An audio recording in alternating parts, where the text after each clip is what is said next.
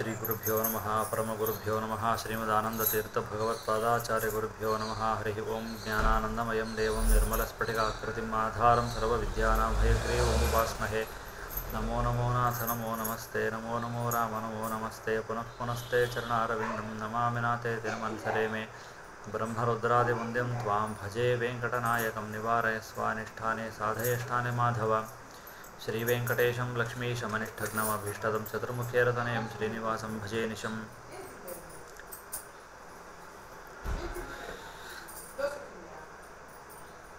ನಿನ್ನೆ ನಾವು ಶ್ರೀನಿವಾಸ ತನ್ನ ನೂತನವಾದಂತಹ ಹೊಸ ರೂಪ ಅನ್ನೋಂಥದ್ದನ್ನು ತಾಳಿ ತಾನು ಕೊರವಂಜಿ ವೇಷರೂಪಧಾರಿಯಾಗಿ ಜಗತ್ ಕಲ್ಯಾಣಕ್ಕಾಗಿ ತಾನೇ ಧರಣಿದೇವಿ ಮತ್ತು ಆಕಾಶರಾಜರಲ್ಲಿ ಹೋಗಿ ತನ್ನ ಪುತ್ರಿ ಅನ್ನುವಂಥವಳನ್ನು ಪದ್ಮಾವತಿಯನ್ನು ಶ್ರೀನಿವಾಸನಿಗೆ ಕೊಟ್ಟು ವಿವಾಹ ಮಾಡತಕ್ಕದ್ದು ಎನ್ನುವಂಥ ನಿಯಮವನ್ನು ಮಾಡ್ತಾನೆ.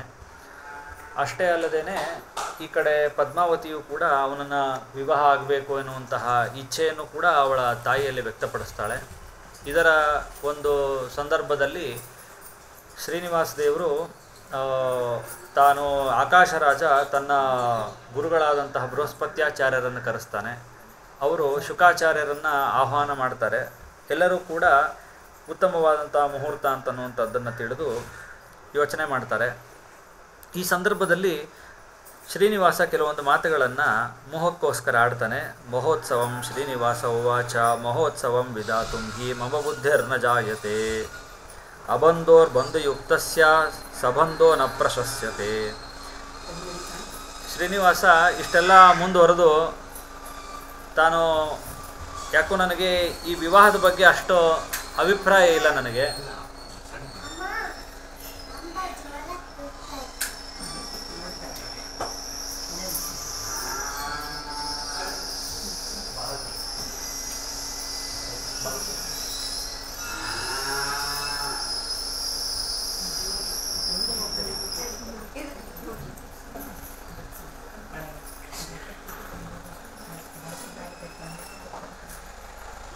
ಈ ಒಂದು ವಿವಾಹದ ಬಗ್ಗೆ ನನಗೆ ಒಂದು ಅಂತಹ ಆಸಕ್ತಿ ಬರ್ತಾ ಇಲ್ಲ ನನಗೆ ಅಂತ ಹೇಳಿಬಿಟ್ಟು ಅಬಂಧೋರ್ ಬಂಧುಯುಕ್ತಸ್ಯ.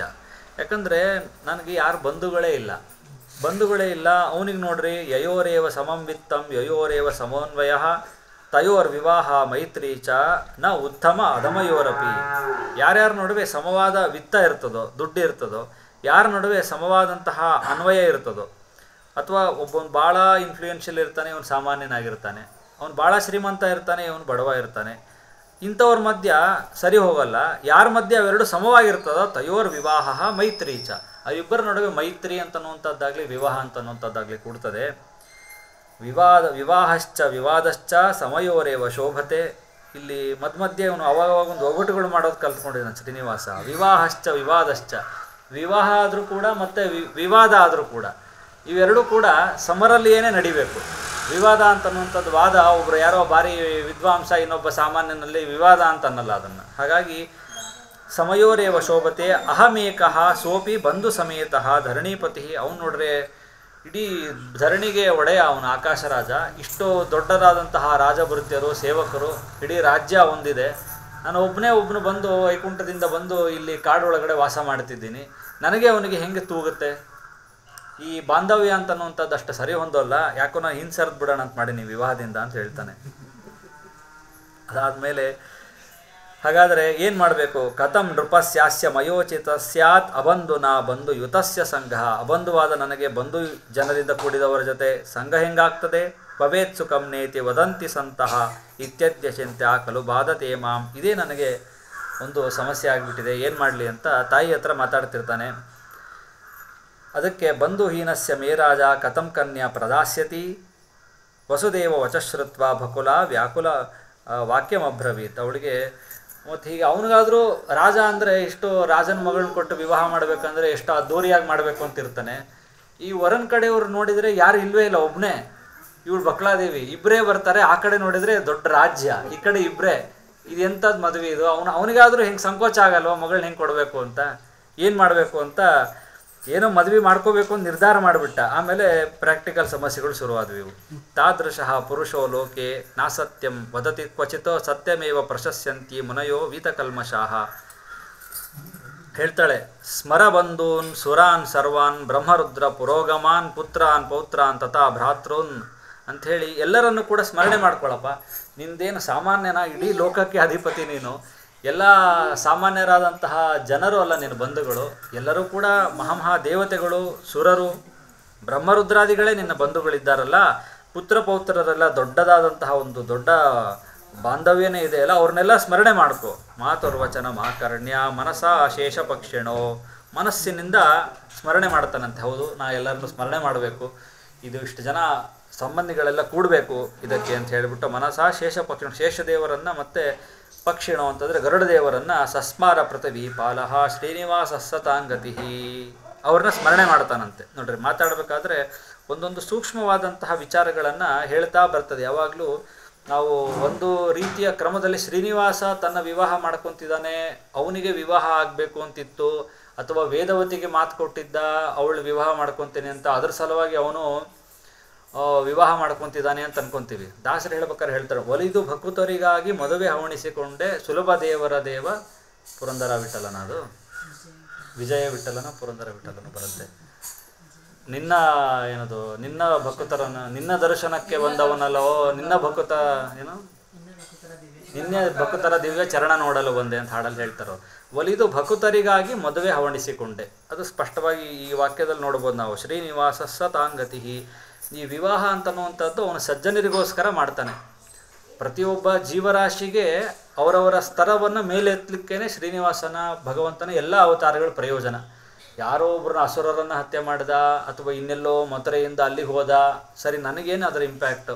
ಪ್ರತಿಯೊಂದೂ ನಮ್ಮ ಒಂದು ಶ್ರೇಯಾಭಿವೃದ್ಧಿಗೆ ಇಲ್ಲದೇ ಇರುವಂತಹ ಯಾವ ಘಟನೆಗಳು ಪರಮಾತ್ಮನ ಚರ್ಯ ಒಳಗೆ ಯಾವುದೂ ನಡೆಯಲ್ಲ. ಯಾರದೋ ಉದ್ಧಾರಕ್ಕಾಗಿ ಅವನು ಮಾಡಿರ್ಬೋದು ಅಂತಂದರೆ, ಮತ್ತು ಹಾಗಾದ್ರೆ ವೇದವತಿಯನ್ನು ಮಾತು ಕೊಟ್ಟಿದ್ದ, ವೇದವತಿ ಉದ್ಧಾರಕ್ಕಾಗಿ ಶ್ರೀನಿವಾಸ ಅವತಾರ ಮಾಡಿ ಬಂದ, ಮತ್ತು ಹಾಗಾದ್ರೆ ನಾವ್ಯಾಕೆ ಅದನ್ನು ಚಿಂತನೆ ಮಾಡಬೇಕು ಅನ್ನೋ ಪ್ರಶ್ನೆ ಬರ್ತದಲ್ಲ. ಆದರೆ ಪ್ರತಿ ಬಾರಿನೂ ವೇದವತಿ ಅಂತಂದರೆ ಅವಳು ಲಕ್ಷ್ಮೀ ಸ್ವರೂಪ, ಲಕ್ಷ್ಮೀ ಸ್ವರೂಪವಾದಂತಹ ಅಂದರೆ ಲಕ್ಷ್ಮಿಯ ಸನ್ನಿಧಾನ ಉಳ್ಳವಳು ವೇದವತಿ ಅಂತಂದರೆ. ಆ ಪದ್ಮಾವತಿಯನ್ನು ಗ್ರಹಣ ಮಾಡ್ತಾ ಇದ್ದಾನೆ ಅಂತಂದರೆ ವೇದಗಳನ್ನು ಗ್ರಹಣ ಮಾಡ್ತಾನೆ ಅಂತ ಅರ್ಥ. ವೇದಗಳನ್ನು ಗ್ರಹಣ ಮಾಡೋದು ಅಂತಂದರೆ ನಾವು ಎಲ್ಲ ಯಾವ್ಯಾವ ದೇವತೆಗಳನ್ನು ಯಾರನ್ನೆಲ್ಲ ದಿನ ಪೂಜೆ ಮಾಡ್ತೀವೋ ನಿತ್ಯ, ಅವರಲ್ಲಿರುವಂತಹ ಪರಮಾತ್ಮನಲ್ಲಿಯೇ ಎಲ್ಲ ಕರ್ಮಗಳ ಸಮರ್ಪಣೆ ಮಾಡ್ತೀವಿ ಅಂತ. ಲಕ್ಷ್ಮಿಯನ್ನು ಸಮರ್ಪಣೆ ಮಾಡೋದು ಅಂತಂದರೆ ಎಲ್ಲ ಕರ್ಮಗಳ ಫಲ ಸಮರ್ಪಣೆ ಮಾಡುವಂಥದ್ದು. ಕೃಷ್ಣಾರ್ಪಣಮಸ್ತು ಅಂತ ಒಂದು ಎಲ್ಲ ಕಾರ್ಯ ಆದಮೇಲೆ ಹೇಳ್ತೀವಿ. ಅದನ್ನು ನಾವು ಲಕ್ಷ್ಮಿಯನ್ನು ಸಮರ್ಪಣೆ ಮಾಡುವಂಥದ್ದು ಏನು ಅಂತಂದರೆ, ಎಲ್ಲ ಮಯ ಭಗವಾನೇವ ಮಯಾ ಸರ್ವಂ ಕಾರಯತಿ ಸಯೇವ ಚ ಮೇ ಶರಣಂ ಅಂತ ಆಚಾರ್ಯರು ಗೀತಾ ಭಾಷ್ಯದಲ್ಲಿ ಹೇಳ್ತಾರೆ. ಎಲ್ಲ ಕರ್ಮಗಳನ್ನು ಅವನೇ ಮಾಡುವಂಥದ್ದು, ಅವನಿಗೆ ನಾನು ಶರಣು ಅನ್ನುವಂತಹ ಭಾವನೆ ಅಂತನ್ನುವಂಥದ್ದು, ಸಮರ್ಪಣೆ ಅನ್ನೋದು ಅವನಲ್ಲಿ ಆಗಬೇಕು ಅಂತನ್ನುವಂತಹದ್ದು ಮೂಡಬೇಕು. ಯಾಕಂದರೆ ಇಡೀ ಜಗತ್ತಿಗೆ ರಾಣಿಯವಳು ಲಕ್ಷ್ಮಿ ಅಂತಂದರೆ, ಅವಳ ಸನ್ನಿಧಾನ ವಿಶಿಷ್ಟಳಾದವಳು ಇವನಿಗೆ ಶರಣು ಹೊಂತಾಳೆ ಅಂತಂದರೆ, ಮತ್ತು ಅಂತಹ ದೊಡ್ಡ ಸ್ಥಾನದಲ್ಲಿ ಇರುವವಳೇ ಅವಳಿಗೆ ಶ್ರೀನಿವಾಸನಿಗೆ ಶರಣು ಅಂತಂದರೆ, ಇನ್ನು ಸಾಮಾನ್ಯರಾದಂತಹ ನಾವೆಲ್ಲ ಅವನಿಗೆ ಶರಣಾಗತಿ ಅನ್ನೋದನ್ನು ಬಯಸಬೇಕು ಅಂತನ್ನುವಂಥ ಪಾಠದಲ್ಲಿ ಶ್ರೀನಿವಾಸನ ಪ್ರತಿಯೊಂದು ಕೃತ್ಯನೂ ಇರ್ತದೆ. ಮೇಲ್ನೋಟಕ್ಕೆ ಇದು ಶ್ರೀನಿವಾಸನ ಕತೆ ಅಂತ ಅನಿಸಿದ್ರು ಕೂಡ ಇದು ಕೊನೆಗೆ ನಮ್ಮ ಕತೆನೇ, ನಮಗೋಸ್ಕರನೇ ಒಲಿದು ಭಕುತರಿಗಾಗಿ ಮದುವೆ ಹವಣಿಸಿಕೊಂಡೆ ಅಂತ ಹೇಳ್ತಿರುವಂಥದ್ದು. ಅವನ ವಿವಾಹ ಅಂತಂದರೆ ಸರ್ವವೇದಗಳು ನಾವು ಬ್ರಹ್ಮಸೂತ್ರಗಳಲ್ಲಿ ನೋಡ್ತೀವಿ. ಸಮನ್ವಯಾಧ್ಯಾಯ, ವಿರೋಧಾಧ್ಯಾಯ, ಸಾಧನಾಧ್ಯಾಯ, ಫಲಾಧ್ಯಾಯ ಅಂತ 4 ಅಧ್ಯಾಯಗಳಲ್ಲಿ ಆಚಾರ್ಯರು ಅನುವ್ಯಾಖ್ಯಾನ ಗ್ರಂಥಗಳನ್ನು ನಿರ್ಮಾಣ ಮಾಡಿದ್ದಾರೆ. ಬ್ರಹ್ಮಸೂತ್ರಗಳನ್ನು ವೇದವ್ಯಾಸ ದೇವರು ಮಾಡಿದ್ದಾರೆ. ಸಮನ್ವಯಾಧ್ಯಾಯ ಅಂತ ಒಂದು ಬರ್ತದೆ. ಅಲ್ಲಿ ಪ್ರತಿಯೊಂದು ಇಂದ್ರ ಸೂಕ್ತ ಅದು ವಿಷ್ಣುವಿಗೆ ಸಂಬಂಧಪಟ್ಟದ್ದೇ, ರುದ್ರ ಸೂಕ್ತ ಅದು ವಿಷ್ಣುವಿಗೆ ಸಂಬಂಧಪಟ್ಟದ್ದೇ, ಎಲ್ಲ ದೇವತೆಗಳ ಮೂಲಭೂತವಾಗಿ ಇರುವ ಸೂಕ್ತ ಎಲ್ಲ ವಿಷ್ಣುವಿಗೆ ಸಂಬಂಧಪಟ್ಟದ್ದು. ಅಂದರೆ ಎಲ್ಲ ವೇದಗಳು ಪರಮಾತ್ಮನೇ ಸರ್ವೋತ್ಕೃಷ್ಟ ಅಂತ ಹೇಳಲಿಕ್ಕೆ ಹೊರಟಿವೆ ಅಂತಂತನ್ನೋದನ್ನು ತೋರಿಸುತ್ತೆ ಆ ಸಮನ್ವಯಾಧ್ಯಾಯದಲ್ಲಿ. ಈ ಎಲ್ಲ ವೇದಗಳಿಗೆ ಅಭಿಮಾನಿ ಅಂತಂದರೆ ಮಹಾಲಕ್ಷ್ಮೀ ದೇವಿ. ಬರೀ ವೇದಗಳು ಅಂತ ಅಷ್ಟೇ ಅಲ್ಲ, ಎಲ್ಲ ಹಾಡುಗಳು, ಕೀರ್ತನೆಗಳು ನಾವೆಲ್ಲ ಏನು ಮಾಡ್ತೀವಿ ಪ್ರಧಾನ ಅಂಗವಾಗಿ ನಮ್ಮ ತಲೆಯಲ್ಲಿ ಸ್ಫುರಣ ಆಗಬೇಕಾದ್ರೆ, ರಾಯರ ಹಾಡು ಹೇಳಬೇಕಾದ್ರೂ ನೀವು ಸೂಕ್ಷ್ಮವಾಗಿ ಗಮನಿಸ್ರಿ, ರಾಯರ ಹಾಡು ಹೇಳಬೇಕಾದ್ರೂ ಅಲ್ಲಿ ವಿಷ್ಣು ಸ್ತೋತ್ರನೇ ಇರ್ತದೆ. ಗಮನಿಸಿದರೆ ಗೊತ್ತಾಗ್ತದೆ. ಇಲ್ಲಿದ್ರೆ ರಾಯರೇ ದೊಡ್ಡದಾಗಿ ಬಂದು ನಿಲ್ತಾರೆ ನಮ್ಮೆ, ಇಲ್ಲ ಅಂದರೆ ರಾಯರೊಳಗಿರೋ ಪರಮಾತ್ಮ ಬಂದು ನಿಲ್ತಾನೆ. ಪ್ರತಿಯೊಂದು ಹಾಡು, ಯಾವುದೇ ಒಂದು ಹಾಡು ಗಮನಿಸ್ರಿ, ಒಂದು ಹಾಡು ಕೂಡ ವಿಷ್ಣು ಸ್ತೋತ್ರ ಇಲ್ಲದೇ ಇರೋದೇ ಇಲ್ಲ, ಎಲ್ಲನೂ ವಿಷ್ಣು ಸ್ತೋತ್ರನೇ ಇರ್ತದಲ್ಲಿ. ದೇವತೆ ಸ್ತೋತ್ರ ಇರಲ್ಲ ಅಂತ ಹೇಳ್ತಿಲ್ಲ. ಆ ದೇವತೆಯನ್ನು ಸ್ತೋತ್ರ ಮಾಡೋ ತೈಲಧಾರೆಯಂತೆ ಮನಸ್ಸು ಕೊಡೋ ಹರಿಯಲ್ಲಿ ಅಂತ ಹೇಳುತ್ತದೆ. ಅಲ್ಲಿ ರುದ್ರನ ಸ್ತೋತ್ರ ಮಾಡ್ತಿರ್ತೀವಿ, ಆದರೆ ವಿಷ್ಣು ಭಕ್ತಿ ಕೇಳ್ತಿರ್ತೀವಿ. ಹೀಗೆ ಪ್ರತಿಯೊಂದೂ ಅನ್ಯ ದೇವತೆಗಳನ್ನು ಕೇಳ್ತಾ ಕೇಳ್ತಾ ಮತ್ತೆ ವಿಷ್ಣುವಿಗೆ ಅಂತಲೇ ಬರ್ತೀವಿ ನಾವು. ಹೀಗೆ ವಿಷ್ಣುವಿಗೇನೆ ಎಲ್ಲ ಮಾತುಗಳು ನಾವೇನೆಲ್ಲ ಆಡ್ತೀವೋ ಅದು ನಮಗೆ ತಿಳಿಯದೇನೆ ವಿಷ್ಣುವಿಗೆ ಸೆಳಿತಾ ಇರಬೇಕು. ನಾವು ತಿಳುವಳಿಕೆಯಿಂದ ವಿಷ್ಣುವಿಗೆ ಹೋಗೋದಲ್ಲ. ತಿಳುವಳಿಕೆ ಇಲ್ಲಾರ್ದಂಗೆ ಅಂದರೆ ಅಂದ್ರೇನು, ಪ್ರಾಕ್ಟೀಸ್ ಆಗಿಬಿಟ್ಟಿರ್ಬೇಕು. ವಿಷ್ಣು ಪರನೇ ಹೊರಟಿವೆ ಎಲ್ಲವೂ ಅಂತ. ಹಾಗಾಗಿ ಈ ಎಲ್ಲ ಮಾತುಗಳಿಗೆ, ಎಲ್ಲ ಆಗಮಗಳಿಗೆ ಮೂಲಭೂತವಾದ ಅಭಿಮಾನಿ ದೇವತೆ ಅಂತಂದರೆ ಅವಳು ಮಹಾಲಕ್ಷ್ಮೀ ದೇವಿ. ಮಹಾಲಕ್ಷ್ಮೀ ದೇವಿಯ ಸಮರ್ಪಣೆ ವಿಷ್ಣುವಿಗೆ ಆಗ್ತಾ ಇದೆ ಅಂತಂದರೆ ನಮ್ಮ ಮನಸ್ಸೆಲ್ಲ ಒಂಥರ ಚಾನಲೈಸ್ ಆಗ್ತಾ ಇವೆ ಅಂತ. ಆ ಬೇರೆ ಬೇರೆ ದೇವತೆಗಳಲ್ಲಿ ಡಿವಿಯೇಷನ್ ಇದೆ ಮನಸ್ಸಿಗೆ. ಆ ದೇವತೆಗಳಲ್ಲಿ ಇರಲೇಬಾರ್ದು ಅಂತ ಹೇಳ್ತಿಲ್ಲ ನಾವು. ಆ ದೇವತೆಯೇ ಪ್ರಧಾನವಾಗಿ ಬರ್ತಾನೆ. ಹಾಡು ಹೇಳಬೇಕಾದ್ರೆ ರುದ್ರನ ಹಾಡು ಹೇಳ್ಬೇಕಾದ್ರೆ ರುದ್ರನೇ ಪ್ರಧಾನವಾಗಿ ಬರ್ತಾನೆ. ನಾವು ಮನಸ್ಸಿಗೆ ಬೇರೆಯವರಿಗೆ ಚಾನ್ಸೇ ಕೊಡಲ್ಲ. ವಿಷ್ಣುವಿಗೆ, ಬೇರೆ ಗುರುಗಳಿಗೆ ಯಾರಿಗೂ ಚಾನ್ಸ್ ಕೊಡಲ್ಲ. ರುದ್ರನೇ ಅಲ್ಲಿ ಲೈಮ್ ಲೈಟ್ನೇ ಕೂಡಿಸ್ಬಿಡ್ತೀವಿ, ಅವನೇ ಬರಬೇಕು ಅಂತ. ವಿಷ್ಣುವನ್ನಲ್ಲಿ ಕೂಡಿಸೋಷ್ಟು ಸಾಮರ್ಥ್ಯ, ತ್ರಾಣ ಬರಲ್ಲ ಮನಸ್ಸಿಗೆ. ಆ ತ್ರಾಣ ಬರೋದು ಅಂತಂದರೆ ಇದೇ ಪ್ರಸಂಗ ಅಂತನ್ನುವಂಥದ್ದನ್ನು ಒಂದು ಸಮುದ್ರ ಮಥನ ಮಾಡಬೇಕಾದ್ರೆ ಲಕ್ಷ್ಮಿಯ ಉತ್ಪತ್ತಿ ಆದಾಗ ಯಾರು ಶ್ರೇಷ್ಠ, ಯಾರಿಗೆ ನಾನು ಈ ಮಾಲೆ ಹಾಕಬೇಕು ಅಂತ ಎಲ್ಲರನ್ನೂ ನೋಡ್ಬೇಕಾದ್ರೆ ಒಂದೊಂದು ದೋಷ ಹೇಳ್ತಾಳೆ. ಭಾಗವತದಲ್ಲಿ ಕೇಳ್ತೀವಿ ಅದನ್ನು, ಇವನಿಗೆ ಈ ದೋಷ ಇದೆ, ಈ ದೋಷ ಇದೆ ಅಂತ. ನಿರ್ದೋಷನಾದವನು ಒಬ್ಬನೇ ಸಿಗ್ತಾನೆ, ಮಹಾವಿಷ್ಣು. ಹಾಗಾಗಿ ಅವಳನ್ನು ಆರಿಸಿ ಹೋಗ್ತಾಳೆ. ಅಂದರೆ ಪ್ರತಿಯೊಂದು ಹಾಡುಗಳು, ಕೀರ್ತನೆಗಳು, ಮಂತ್ರ, ಸ್ತೋತ್ರಗಳು ಏನು ಮಾಡ್ತೀವಿ ಅದು ಬೇರೆ ದೇವತೆಗಳ ಸ್ತೋತ್ರ ಹೇಳಬೇಕಾದ್ರೆ ಅಲ್ಲಿ ಆ ದೇವತೆನೇ ಶ್ರೇಷ್ಠ ಅಂತ ನಮ್ಮ ಮನಸ್ಸು ಹೋಗಬಾರ್ದು. ಹಿಂಗೆ ಲಕ್ಷ್ಮೀ ಮನಸ್ಸು ಹೋಗಲಿಲ್ಲ. ಹಾಗೆ ಆ ದೇವತೆನೇ ಶ್ರೇಷ್ಠ ಅಂತ ಅವಳ ಮನಸ್ಸು ಚಂಚಲ ಆಗಲಿಲ್ಲ. ಇಲ್ಲ, ವಿಷ್ಣುನೇ ಶ್ರೇಷ್ಠ ಅಂತ ಬಂತು. ನಮಾಮಿ ದೂತಂ ರಾಮಸ್ಯ ಹೇಳ್ಬೇಕಾದ್ರೆ ಆ ಪ್ರಾಣದೇವರು ಯಂತ್ರೋದ್ಧಾರಕ ಪ್ರಾಣ ತುಂಬಿ ಬಿಟ್ಟಿರ್ತಾನೆ. ಅಲ್ಲಿ ವಿಷ್ಣುವಿಗೆ ಆಸ್ಪದನೆ ಕೊಡಲ್ಲ ನಾವು. ಆದರೆ ಲಕ್ಷ್ಮಿ ಹಂಗೆ ಮಾಡೋದೇ ಇಲ್ಲ. ಅವಳು ವಿಷ್ಣುವನ್ನೇ ನೋಡ್ತಾಳೆ ಅಲ್ಲೂ ನೋಡಬೇಕಾದ್ರೆ. ಹೀಗೆ ಎಲ್ಲ ಸ್ತೋತ್ರಗಳು, ಎಲ್ಲ ಹಾಡುಗಳು, ಎಲ್ಲ ಮಾತುಗಳಿಂದ ಪ್ರಧಾನವಾಗಿ ತಿಳಿಯಲ್ಪಡಬೇಕಾದವನು ವಿಷ್ಣುನೇ ಅಂತನ್ನುವಂತಹ ಪ್ರತೀಕ ಪಾಣಿಗ್ರಹಣ ಮಾಡ್ತಿರುವಂಥದ್ದು. ಭಗವಂತ ತಾನು ಸ್ವೀಕಾರ ಮಾಡ್ತಿದ್ದಾನೆ ಲಕ್ಷ್ಮಿಯನ್ನು ಅಂತಂದರೆ ಎಲ್ಲ ವೇದಗಳಿನ ಸ್ತೋತ್ರಗಳು, ಎಲ್ಲ ಬರೀ ವೇದಗಳು ಒಂದೇ ಅಲ್ಲ. ಎಲ್ಲ ನಾವೀಗ ದಾಸ ಸಾಹಿತ್ಯದಲ್ಲಿ ಹೆಚ್ಚು ಉತ್ಸುಕರಾಗಿದ್ದೀವಿ ಅಂತಂದರೆ ಪ್ರತಿಯೊಂದು ಹಾಡು ಹೇಳಬೇಕಾದ್ರೆ ಅದು ಕೃಷ್ಣಾರ್ಪಣ ಅಂತಲೇ ಹೋಗಬೇಕು. ರುದ್ರನ ಹಾಡು, ಗಣಪತಿ ಹಾಡು, ರಾಯರ ಹಾಡು, ದಾಸರ ಹಾಡು, ಸ್ಮರಿಸಿ ಬದುಕರು ಹೇಳ್ಬೇಕಾದ್ರೆ ವಿಜಯದಾಸರು ಮೂಲಭೂತವಾಗಿ ನಿಲ್ತಾರೆ. ಅಲ್ಲಿಯೂ ಕೂಡ ನೋಡ್ರಿ, ಅಲ್ಲೂ ಕೂಡ ಮತ್ತೆ ವಿಷ್ಣು ಸ್ತೋತ್ರನೇ ಇರ್ತದೆ. ಹುಡುಕಿದ್ರೆ ಅಲ್ಲಿ ವಿಜಯದಾಸರು ಕಾಣಿಸೋದೇ ಇಲ್ಲ ನಿಮ್ಗೆ, ಅಷ್ಟೊಂದು ಮಾರ್ಮಿಕವಾಗಿ ಬರೆದಿರ್ತಾರೆ ಜ್ಞಾನಿಗಳು ಬರೆದಾಗ. ಹೀಗೆ ಪ್ರತಿಯೊಂದು ಸ್ತೋತ್ರಾದಿಗಳನ್ನು ಮಾಡಬೇಕಾದ್ರೆ ನಮಗೆ ಪ್ರಧಾನವಾಗಿ ಲಕ್ಷ್ಮಿಯ ಸಮರ್ಪಣೆ ಆಗ್ತಾ ಇದೆ ಅಂತಂದರೆ ನಮ್ಮ ಮನಸ್ಸು, ನಮ್ಮ ಮಾತುಗಳು ಎಲ್ಲವೂ ಕೂಡ ವಿಷ್ಣು ಪರವಾಗಿ ಸಮರ್ಪಣೆ ಆಗಬೇಕು ಅಂತನ್ನುವಂಥ ದ್ಯೋತನೆ ಮಾಡೋ ಸಲುವಾಗಿ ಲಕ್ಷ್ಮಿಯನ್ನು ಪಾಣಿಗ್ರಹಣ ಮಾಡ್ತಾನೆ. ಅಂದರೆ ನಮ್ಮ ಮಾತುಗಳ, ಮನಸ್ಸುಗಳನ್ನು ಗ್ರಹಣ ಮಾಡ್ತಾನೆ, ತನ್ನ ಕಡೆ ಸೆಳಿತಾನೆ. ನೀವು ರುದ್ರದೇವ್ರ ಗುಡಿಗೆ ಹೋದ್ರೆ ಅಲ್ಲಿರುವ ಜಯಾಪತಿ ಸಂಕರ್ಷಣ ತನ್ನ ಕಡೆ ಸೆಳಿತಾನೆ.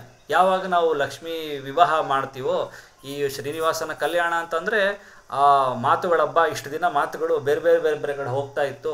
ಇನ್ಮೇಲೆ ಮತ್ತೆ ಅದು ನೀಟಾಗಿ ವಿಷ್ಣು ಕಡೆನೇ ಪ್ರವೇಶ ಆಗ್ತಾ ಇದೆ. ಯಾವ್ದು ಹಾಡು ಹೇಳಿದರೂ ವಿಷ್ಣು ಸ್ಮರಣೆ ಯಥೇಚ್ಛವಾಗಿ ಬರ್ತಾ ಇದೆ ಅಂತ ಪ್ರತಿ ಬಾರಿನೂ ಒಂದೇ ವರ್ಷದಲ್ಲಿ ಆಗಲ್ಲ. ಅದು ಪ್ರತಿ ವರ್ಷವೂ ಶ್ರೀನಿವಾಸ ಕಲ್ಯಾಣ ಆದಾಗೆಲ್ಲ ಈ ಒಂದು ಚಿಂತನೆಗಳು ಬರಲಿ ಅನ್ನೋ ಸಲುವಾಗಿ ಅವನು ಕಲ್ಯಾಣವನ್ನು ರೂಪಿಸ್ತಾನೆ. ಹೇಳ್ತಾರೆ ಅದಕ್ಕೆ, ಸಸ್ಮಾರ ಪೃಥಿವೀಪಾಲ ಶ್ರೀನಿವಾಸ ಸತಾಂಗತಿ. ಸಜ್ಜನರಿಗೆ ಗತಿಯಾದಂಥವನು ಈ ಗರುಡ ಮತ್ತು ಶೇಷನನ್ನು ಸ್ಮರಣೆ ಮಾಡಿಕೊಂಡ್ರು. ಅವರಿಬ್ಬರೂ ಕೂಡ ಶೇಷಾಚಲಕ್ಕೆ ಬರ್ತಾರಂತೆ. ದದರ್ಶ ಭಕ್ತ್ಯ ಪುರತಸ್ಥಿತ್ವ, ಇಬ್ಬರು ಕೂಡ ಕೈ ಮುಕ್ಕೊಂಡು ನಿಲ್ತಾರಂತೆ. ಶ್ರೀನಿವಾಸ ಹೇಳ್ತಾನೆ, ಪಕ್ಷಿರಾಟ್ ಗಚ್ಚ ಮೇ ಪುತ್ರಂ ಸತ್ಯಲೋಕ ಮಹೇಶ್ವರಂ ಪ್ರಿಯಂ ಗಚ್ಚಾಹಿ ಭೂಷಣಂ ಶೇಷ ಮಮ ಪೌತ್ರ ಉಮಾಪತಿಂ. ಶೇಷನನ್ನು ಗರುಡನನ್ನು ಎರಡು ಕಡೆ ಕಳಿಸ್ತಾನಂತೆ. ಹೋಗಪ್ಪ ನೀನು ಗರುಡ, ನೀನು ಹೋಗಿ ಸತ್ಯಲೋಕಕ್ಕೆ ಹೋಗು. ಅಲ್ಲಿ ನನಗೆ ಅತಿ ಪ್ರಿಯನಾದಂಥವನು ಬ್ರಹ್ಮ ಚತುರ್ಮುಖ. ಆ ಚತುರ್ಮುಖನನ್ನು ನೀನು ಕರ್ಕೊಂಡು ಬಾ. ಮತ್ತು ಶೇಷನನ್ನು ಕಳಿಸ್ತಾನಂತೆ, ನನ್ನ ಮೊಮ್ಮಗ ರುದ್ರನನ್ನು ಕರ್ಕೊಂಡು ಬಾ. ಇವನಿಗೊಂದೇ ಈ ಥರ ಪ್ರಿವಿಲೇಜ್ ಇರೋದು ಶ್ರೀನಿವಾಸನಿಗೆ. ತನ್ನ ಮದುವೆ ಮಾಡ್ಕೊಳ್ಳಿಕ್ಕೆ ತನ್ನ ಮಗನ ಕರ್ಕೊಂಬ, ಮೊಮ್ಮಗನ ಕರ್ಕೊಂಬ ಅಂತೆಲ್ಲ ಹೇಳುವಂಥದ್ದು. ಅದು ಅವನಿಗೆ ಬಿಟ್ಟರೆ ಇನ್ಯಾರಿಗೂ ಆ ಸಾಮರ್ಥ್ಯನೂ ಇಲ್ಲ, ಅಧಿಕಾರನೂ ಇಲ್ಲ. ಅವನು ಮಾತ್ರ ಮೊಮ್ಮಕ್ಕಳು ಎಲ್ಲರದು, ಅವ್ರ ಮಕ್ಕಳು, ಅವ್ರ ಹೆಂಡಂದ್ರು ಎಲ್ಲ ಸಕುಟುಂಬ ಸಹಿತ ವಿವಾಹ ಆದವನಂದ್ರೆ ಇವನೊಬ್ಬನೇ. ಹೀಗೆ ಎಲ್ಲರನ್ನು ಕೂಡ ಕಳಿಸ್ತಾನೆ. ಅಲ್ಲಿ ಸತ್ಯಲೋಕಂ ತಥೋಗತ್ವ ಬ್ರಹ್ಮಾಂಡಂ ಭಾಸ್ಕರೋಪಮಂ ದೃಷ್ಟ ನತ್ವಾ ಅತ ಭಕ್ತೈವ ಪಕ್ಷಿರಾಟ್ ಪತ್ರಿಕಾಮದಾತ. ಪತ್ರಿಕೆ ಅಂತನ್ನುವಂಥದ್ದನ್ನು ತೊಗೊಂಡೋಗಿರ್ತಾನಂತೆ. ಆ ಪತ್ರಿಕೆಯನ್ನು ಕೊಡ್ತಾನಂತೆ. ಸತ್ಯಲೋಕಂ ತಥೋ ಬ್ರಹ್ಮ, ಸತ್ಯಲೋಕಕ್ಕೆ ಹೋಗಿ ದೃಷ್ಟ ನತ್ವಾ ಭಕ್ತೈವ ಪಕ್ಷಿರಾಟ್, ಎಷ್ಟು ಸುಂದರವಾಗಿದೆ ಅಂದರೆ ಈ 10 ಮತ್ತು 10, 11, 12 3 ಅಧ್ಯಾಯದಲ್ಲಿ ಶ್ರೀನಿವಾಸ ಕಲ್ಯಾಣ ಅಂತ ಅನ್ನೋದು ಇದನ್ನು ಸುಮಾರು 1 ವರ್ಷ ಹೇಳೋಷ್ಟಿದೆ ಬರೀ 3 ಅಧ್ಯಾಯನೇ. ಅಷ್ಟೊಂದು ಸೂಕ್ಷ್ಮವಾದಂಥ ವಿಚಾರಗಳು ಹೇಳ್ತಾರೆ. ಈಗ ಒಂದು ಸಾಂಕೇತಿಕವಾಗಿ ಇವತ್ತಿನ ದಿನ ನಾವು ಈ ಒಂದು 5 ದಿನಗಳ ಕಾಲ ಶ್ರವಣ ಮಾಡುವಂಥದ್ದು ನೋಡ್ತೀವಿ. ಆದರೆ ಪ್ರತಿಯೊಂದು ಒಂದು ವಿವಾಹ ಮಾಡಬೇಕಾದವರು ಸುಮಾರು ಒಂದು ವಿವಾಹದ ಮೊದಲು ಒಂದು 5 ತಿಂಗಳ ಮೊದಲಿಂದ ಅವ್ರ ಮನೇಲಿ ಶ್ರೀನಿವಾಸ ಕಲ್ಯಾಣ ಕೇಳಿದರೆ ಹೆಂಗೆ ಒಂದು ವಿವಾಹ ಅನ್ನೋದು ಕಲ್ಪನೆ ಬರ್ತದೆ. ಸೂಕ್ಷ್ಮಗಳನ್ನು ತಿಳಿತಾರೆ. ಒಬ್ಬರನ್ನ ಆಹ್ವಾನ ಮಾಡಬೇಕಾದ್ರೆ ಹೇಗೆ ಅವರು ಆಹ್ವಾನ ಮಾಡ್ತಿದ್ದಾರೆ ಅಂತ ಅವನು ಹೇಳ್ತಾನೆ. ದೃಷ್ಟ್ವಾ, ಮೊದಲು ಹೋಗಿ ನೋಡ್ತಾನಂತೆ ಬ್ರಹ್ಮದೇವ್ರನ್ನ. ಕಣ್ಣು ತುಂಬಿ ನೋಡಬೇಕು.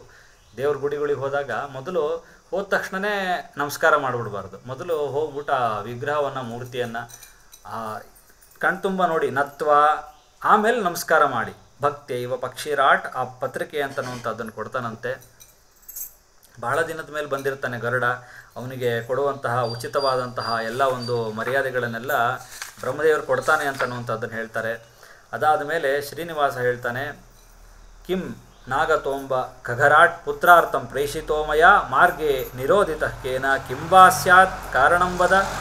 ಅಲ್ಲ, ಈ ಕಡೆ ಶ್ರೀನಿವಾಸ ಕಾಯ್ತಾ ಇರ್ತಾನೆ. ಗರುಡನ ಕಳಿಸಿ ಎಷ್ಟೊತ್ತಾಯಿತು, ಇನ್ನಾದರೂ ಬರಲೇ ಇಲ್ಲಲ್ಲ ಇವನು, ನನ್ನ ಮಗ ಬರ್ತಾನೆ ಅಂತನ್ನುವಂಥದ್ದನ್ನು ಕಾಯ್ತಾ ಇರ್ತಾನೆ. ಈ ಕಡೆ ಚಾರರೆಲ್ಲ ಶ್ರೀನಿವಾಸನಿಗೆ ಒಂದೊಂದೇ ಅಪ್ಡೇಷನ್ ಕೊಡ್ತಾ ಇರ್ತಾರೆ. ಚಾರೋ ವಾಚ ಆಗಮಿಷ್ಯತಿ ಗೋವಿಂದ ಗಂಗಾಂ ತರತಿ ತೇ ಸುತಃ. ಬಂದಾಪ, ಇಲ್ಲೇ ಗಂಗಾ ನದಿ ಹತ್ರ ಇದ್ದಾನಂತೆ ಚತುರ್ಮುಖ, ಬರ್ತಾ ಇದ್ದಾನೆ, ನೀನು ತಲೆ ಕೆಡಿಸ್ಕೋಬೇಡ, ಕಾಯ್ತಾ ಇರು ಅಂತ. ಇದಾದ ತಕ್ಷಣ ಮತ್ತೆ ಇನ್ನೊಮ್ಮೆ ಕೇಳ್ತಾನಂತೆ, ಆಯ್ತು ಈಗೆಲ್ಲಿದ್ದಾನೆ ಅಂತ. ಗೋದಾವರಿಂ ತರತಿತೆ ಪುತ್ರ ಪೌರಜನೈ ಸಹ. ಆ ಗೋದಾವರಿ ತಟದಲ್ಲಿರುವಂಥ ಜನರ ಜೊತೆಗೆ ಬರ್ತಾ ಇದ್ದಾನೆ ಇವ ಚತುರ್ಮುಖ ಅಂತ ಒಂದು ಮಾತು ಕೇಳಿಸ್ತಾ ಇತ್ತಂತೆ. ಅಷ್ಟೊಂದು ಚತುರ್ಮುಖನ ಬಗ್ಗೆ ಅಭಿಮಾನ. ಈಗ ಸಾಮಾನ್ಯ ಮೊದಲನೇ ಮಗನ ಬಗ್ಗೆ ತುಂಬ ಅಭಿಮಾನ ಇರ್ತದೆ ತಂದೆ ಆದವನಿಗೆ. ಆ ಥರ ಮೊದಲನೇ ಮಗನೂ ಕೂಡ ನಿರ್ದೋಷ, ಅವನು ದೋಷನೇ ಇಲ್ಲದೆ ಇರುವಂತಹ ಬ್ರಹ್ಮ ಚತುರ್ಮುಖ. ಸೂತವಚನಂ ಶ್ರುತ್ವಾ ಕಿಂಚಿತ್ ದಾಸ್ಯಮುಖೋ ಭವತ್. ಅವನಾದ್ಮೇಲೆ ಸ್ವಲ್ಪ ಅವನಿಗೆ ಸಂತೋಷ ಆಗ್ತದಂತೆ, ಹಬ್ಬ ಇನ್ನೇನು ಹತ್ರ ಬರ್ತಾ ಇದ್ದಾನೆ ಅಂತ. ಅಷ್ಟೊತ್ತಿಗೆ ಗರುಡ ಬಂದಂತೆ. ಗರುಡ ಮೊದಲೇ ಬರ್ತಾನಂತ ಮುಂದೆ. ಆ ಕಡೆ ಅವ್ನು ನಡ್ಕೊಂಡು ಬರ್ತಿರ್ತಾನೆ ಚತುರ್ಮುಖ. ತಂದೆಯನ್ನು ನೋಡಬೇಕು ಅಂತ ಅನ್ನೋ ಸಲುವಾಗಿ, ಪರಮಾತ್ಮನ ದರ್ಶನಕ್ಕಾಗಿ ನಡೆದು ಹೋಗುವಂತಹದ್ದು ಹಿಂದಿನವರೆಲ್ಲ ಇಟ್ಕೊಂಡಿದ್ರು. ನಡ್ಕೊಂಡು ಬರ್ತಾನಂತೆ. ಕೃಷ್ಣಾಂ ತೀರ್ಥ್ವಾತು ತೇ ಪುತ್ರ ಶ್ರೀಶೈಲಂ ಉಪಗಮ್ಯ ಚ. ಕೃಷ್ಣ ದಾಟ್ಕೊಂಡು ಶ್ರೀಶೈಲದ ಕಡೆ ಬರ್ತಾ ಇದ್ದಾರೆ ಅಂತ ಅನ್ನೋ ಮಾತು ಬರ್ತದಂತೆ. ಅಹೋಬಲಂಚ ಆಸಸಾದ ತತ್ರ ಜ್ಞಪ್ತೋ ಅಹಂ ಆಗತಃ. ಅಹೋಬಲದ ಹತ್ರ ಬರ್ತಾನಂತೆ. ಹೀಗೆ ಅವನು ಬರ್ತಾ ಇರುವಂಥದ್ದನ್ನು ನೋಡಿ ಇನ್ನು ಹತ್ರ ಬಂದ ಪೂರ್ತಿ. ತುಂಬುರೋಹೋ ತೀರ್ಥಮಾಸಾಧ್ಯ ಹರೇಹೇ ತತ್ರ ಅವಗಾಹತೆ. ತುಂಬುರು ತೀರ್ಥದಲ್ಲಿ ಸ್ನಾನ ಮಾಡಿಕೊಂಡು ಇನ್ನು ಮುಂದೆ ಹತ್ರ ಬರ್ತಿದ್ದಾನೆ ಅಂತನ್ನುವಂಥದ್ದನ್ನು ತಿಳಿಯಲ್ಪಡ್ತಾನಂತೆ. ತುಂಬುರು ತೀರ್ಥ ಅಂತಂದರೆ ಇನ್ನೇನು ಹತ್ರ ಬಂದೇ ಬಿಟ್ಟ.